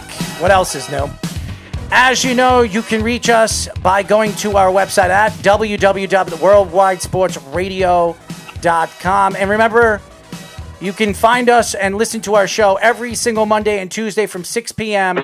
to 8 p.m. New York Eastern Time. I'd like to thank New York Yankees AA starting pitcher Garrett Whitlock for joining us a little bit earlier. And now, and also we just got off the phone with Rider University Bronx head baseball coach Barry Davis, who really gave us some good insight on the college game and the major league game. And now we have the other expert, which we're going to have this topic on our show every single week. Mark Kelly, what's going on, Mark? Hey, guys, how you doing? We are good, and we are going to get you a video feed, but we just got to work on it a little bit. And hopefully Speedy doesn't drop the mic during the live show, which he has a problem of controlling himself. Maybe he needs to pull up his diapers. I don't know. Oh, God. Anyways, as you guys know, this topic will be talked about every single Monday at 7:30. This is Mark It Up. Very good. Awesome. All right. That is awesome. Are you ready? I'm ready.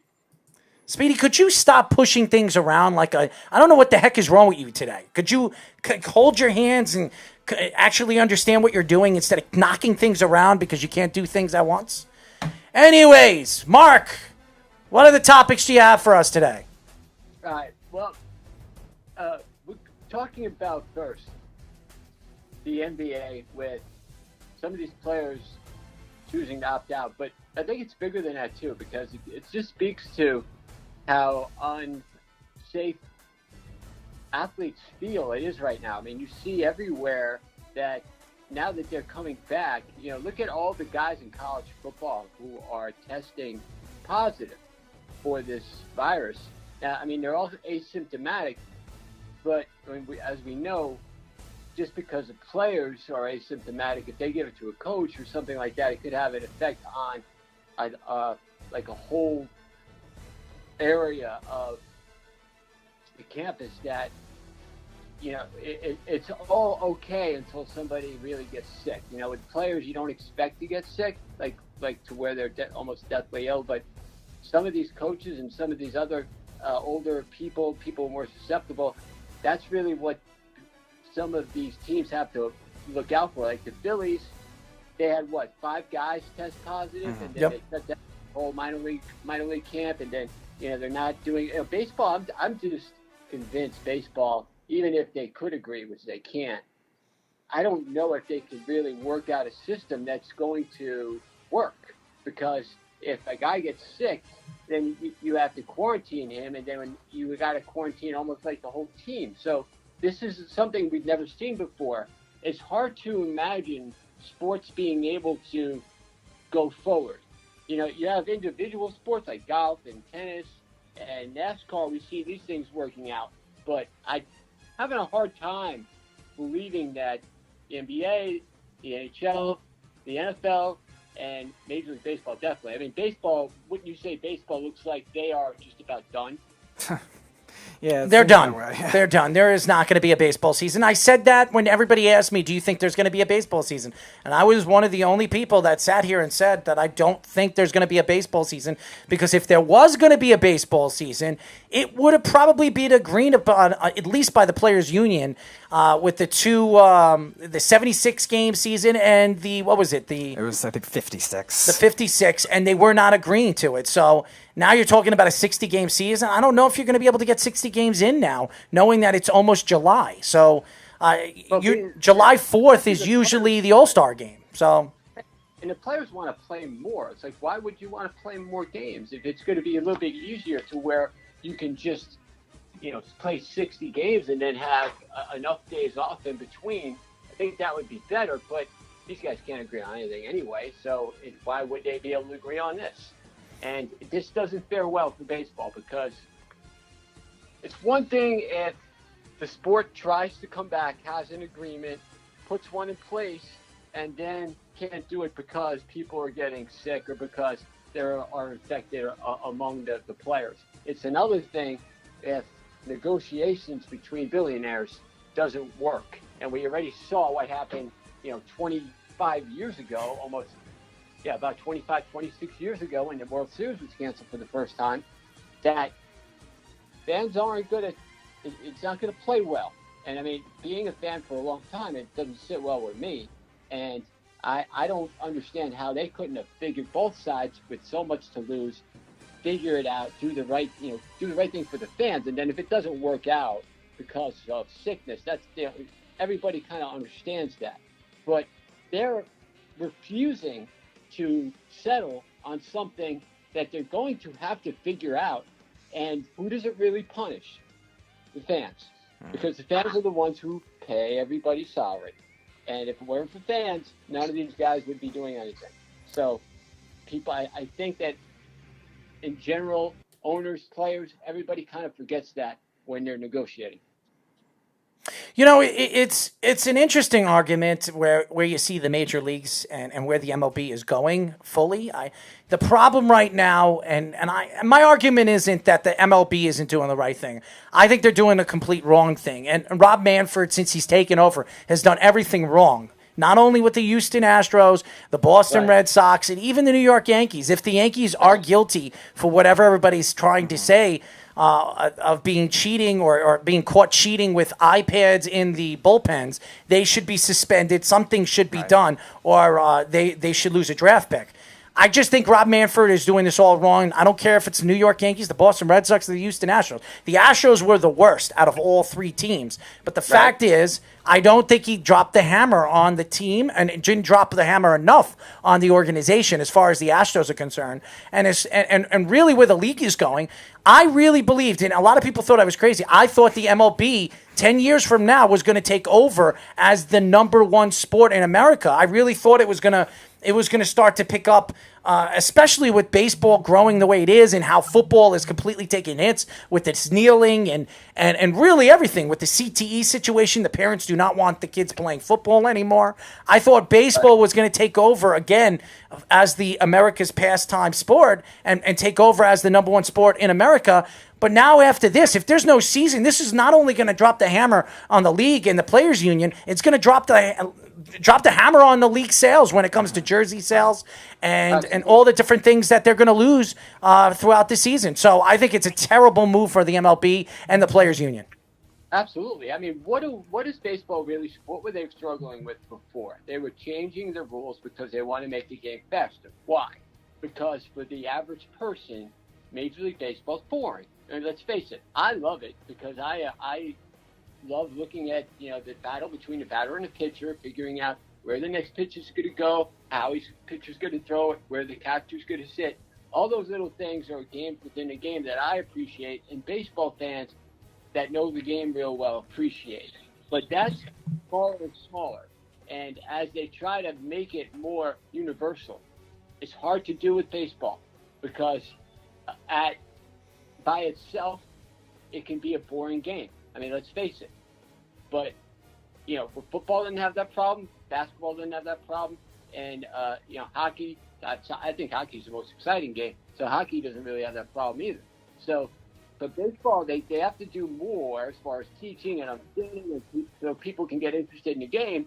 And fans just aren't going to come back because it can be a dead sport at some point if they don't really watch themselves. And I don't understand how a sport that's had 17 straight seasons of record highs would do this after they saw what happened 25 years ago. You have to learn from the past. And this is a really bad spot when so many people are suffering. So many people are out of work. So many people can't afford to pay their bills. And these guys are arguing over prorated salaries that, the minimum is like $450,000. So come on. It doesn't resonate well with America. What's your other topic? All right. So Jamal Adams. You see him on a video saying that he wants to be, he's trying to join the Cowboys. He has absolutely no control over that. But I feel the Jets always are in a bad spot because they are the thing to prove. Okay, the players that come and play for the Jets, they're almost like victims because the Jets themselves as an organization have absolutely nothing to stand on to say, hey, look at what we can give you, because all they've done has been, at best, mediocre. And it just seems like whatever they do is the wrong move. So I like Joe Douglas. I thought that he's made good moves so far in the offseason. I thought, the draft was good. I do trust him a lot more than I did the other general managers that have come before him. I mean, McCagnon had his ups and downs, and the guy before him was just a total disaster. They got from the Seahawks. John Isaac. So I think that, they made a good pick with Adams. This was a guy that they looked at like a Ronnie Lott type of person. But if he's going to want $20 million at least, to not just be, $15 million right now is the high mark for his position. And it's not like he's an outside linebacker. It's not like he's a guy that, these game breaker types like a Derek Thomas, a Lawrence Taylor, or Ray Lewis, that type of player. He's a guy that, safety can only have Ronnie Lott probably had about a big impact as any safety in NFL. Okay. And Lott was good, but Lott also had a lot of other guys around him to help. So if Adams expects to get paid like that, then he's putting the Jets in a bad position. But the Jets, just automatically seem like the Jets are going to do it wrong. And especially hold on. I let you speak enough about this Jamal Adams crap.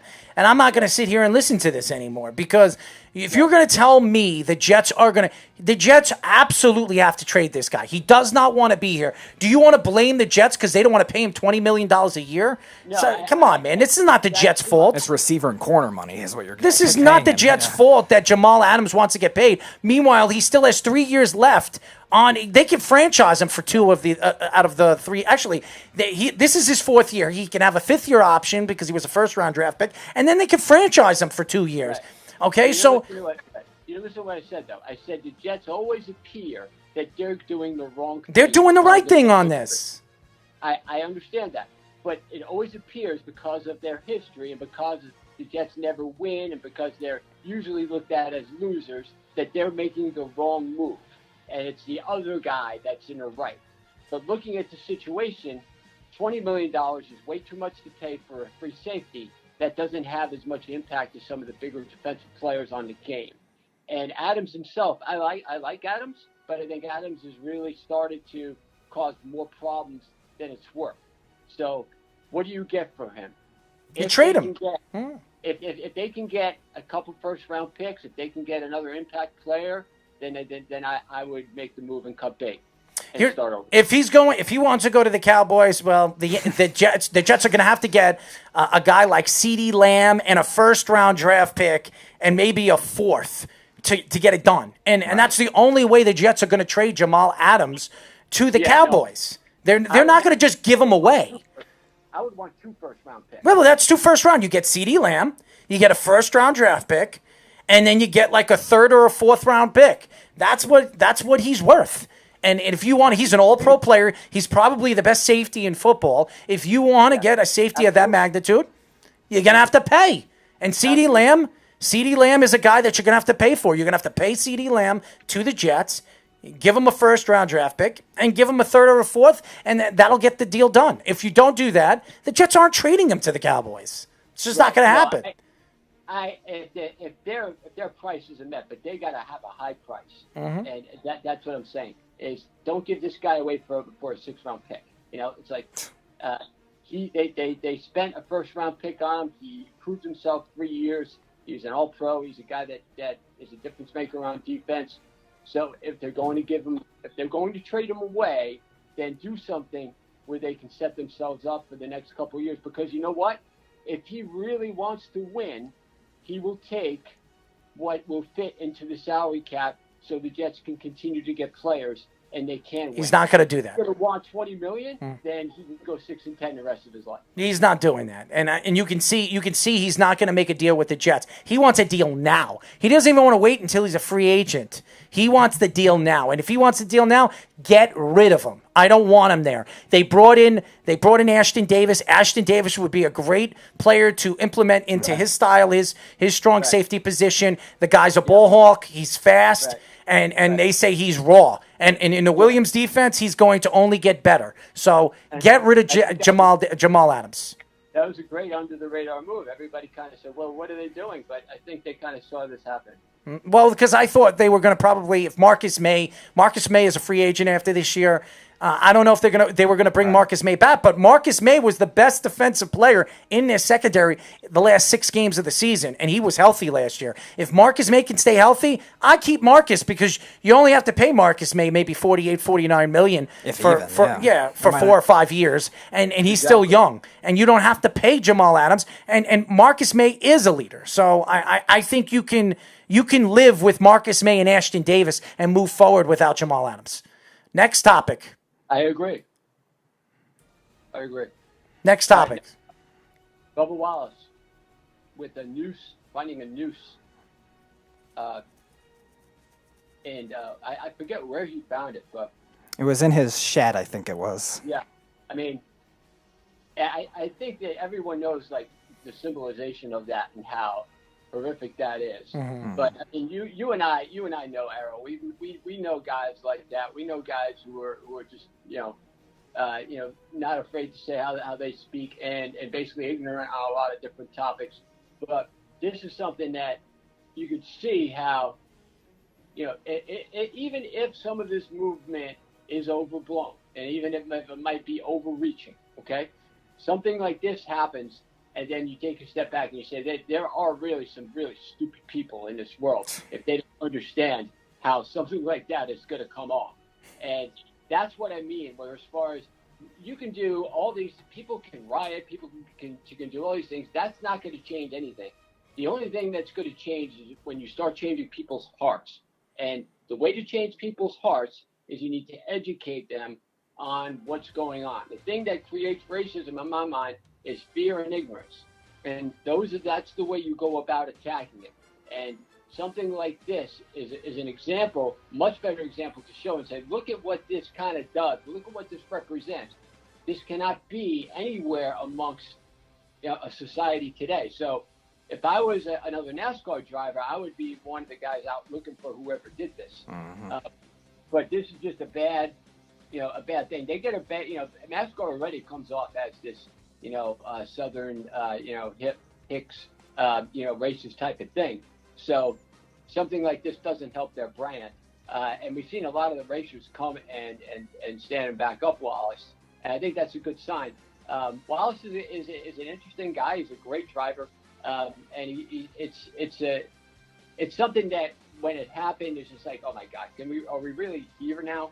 But that's the reality of what's going to happen if you don't do it the right way. And it's not by demanding, it's not by threats, and it's not by violence.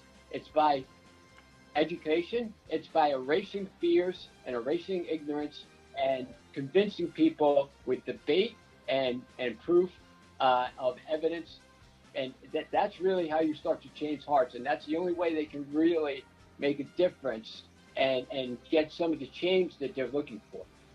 It's really, really interesting. But I want to give a shout out to their breaking news. Sources say players vote down the MLB 60-game offer.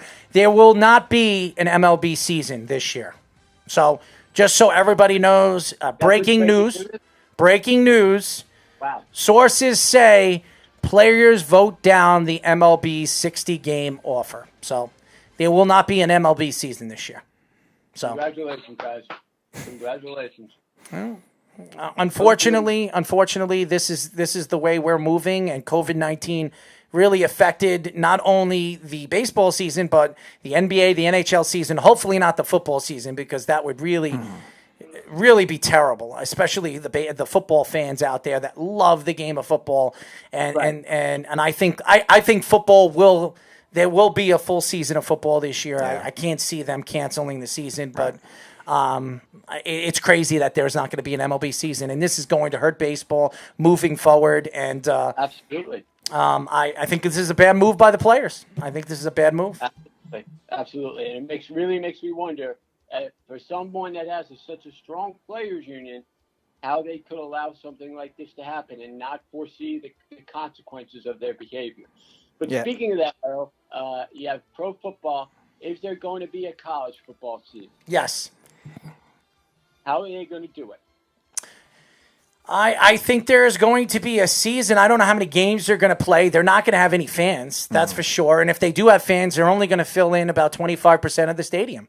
I think that's the way they're going to go if there is. And it'll only be the alumni that will be allowed to go to the games. I don't think they're going to let people that is not part of the school or schools that are playing in the game be allowed, be allowed to go to the game. So I do believe there will be a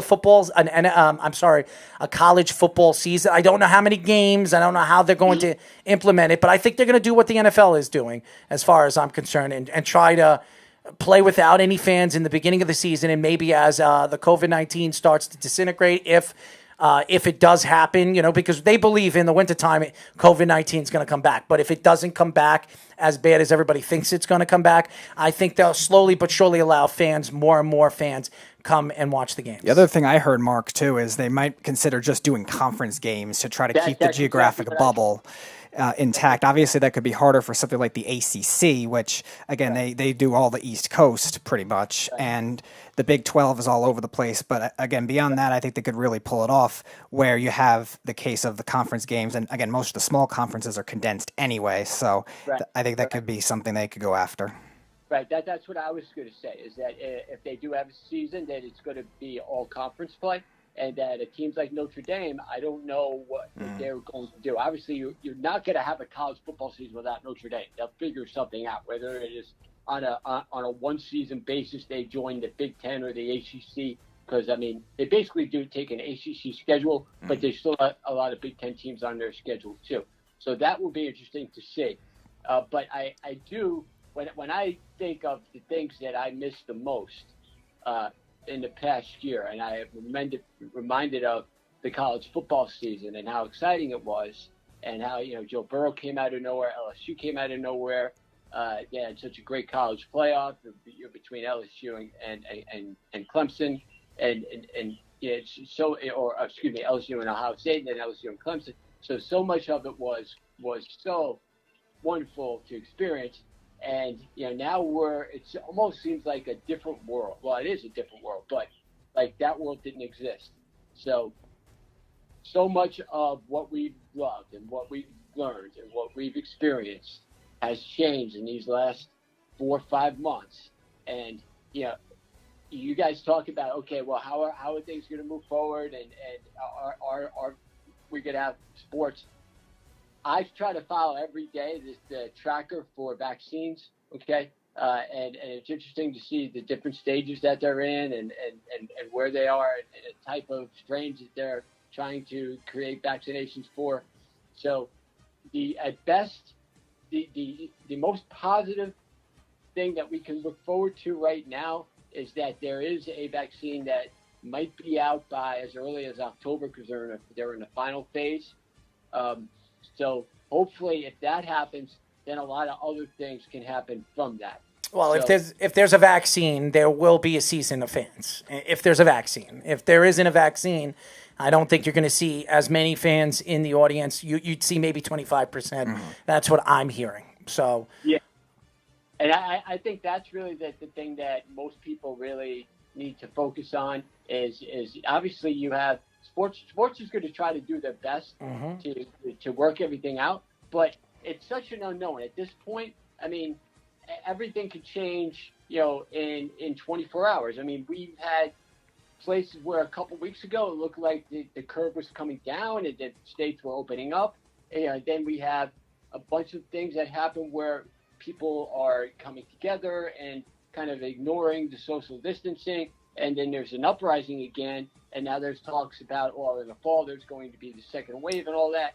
Look, as long as they come out with a vaccine and they keep on where they're going, which to me, it'll be in the fall. And not only that, but there are some real treatments that are coming our way that will be available by September and October before vaccines come out for those that are infected. That'll really help, cure some of the people that are infected.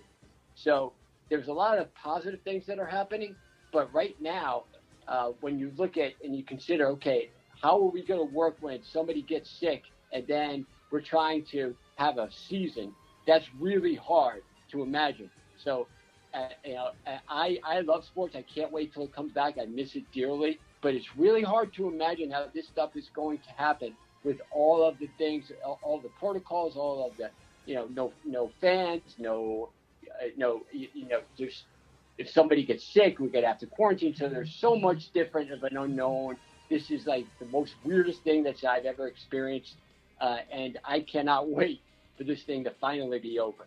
Now, Mark, I've always said that college sports are going to probably take longer to come back than pro sports just because they're larger rosters. There's more variety of spots you can go to, depending on what type of scheduling they do. Do you think that's the case? Well, yeah, obviously these guys aren't professionals either. I mean, your argument, my argument, I think they should be paid, but they're not. And I think when we're dealing with the different amount of conferences and the different levels, and how are we going to send guys across the country if they're, if you're in Alabama or if you're Georgia or if you're South Carolina, you got to stay in your area now, because not only because you want to be around your family, but because that, any type of travel, you're putting yourself in an area where you don't know, you're not familiar with, and you're susceptible to catching this virus. So there's so much of an unknown that's created for college sports. If it's not a livelihood, you're not getting paid, this isn't something that you're depending on paying your bills for, then there's less amount of importance, I think, that needs to be put on it. As much as I love college football, I think that it needs to understand, fans need to understand this isn't life or death. So if we have to miss a college football season, so be it, as long as these kids and these coaches are protected, their families are protected, and nobody else is going to get sick. As you guys know, that is Mark Kelly. This segment is called Mark It Up. Mark, thank you for joining us, my friend. Errol, always a pleasure, guys. I appreciate you guys having me on. Every single Monday. Can't wait to talk again next Monday, guys. And we'll have you on a video feed. We're going to work on it this week, so looking forward to getting you on. All right. Hey, Speedy, don't drop the microphone anymore, right, bud? All right, you got it. Thanks, Mark. Mark Kelly, ladies and gentlemen, great insight of everything that he said. The whole Bubba Wallace thing is ridiculous. That's a ridiculous story. No doubt about that. And if you wanted to expand the sport as a whole in terms of growing your fanmanship, because he's right, it's a southern sport. There's a couple spots here, the Poconos where I grew up when I was little.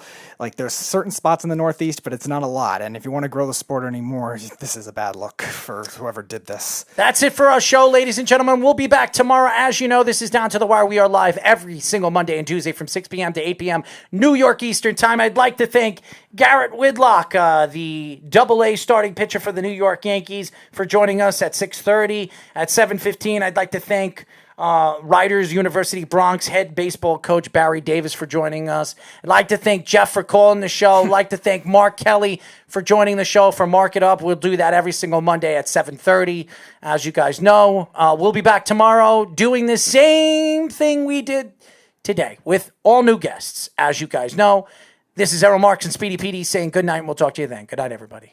It's the Worldwide Sports Radio Network.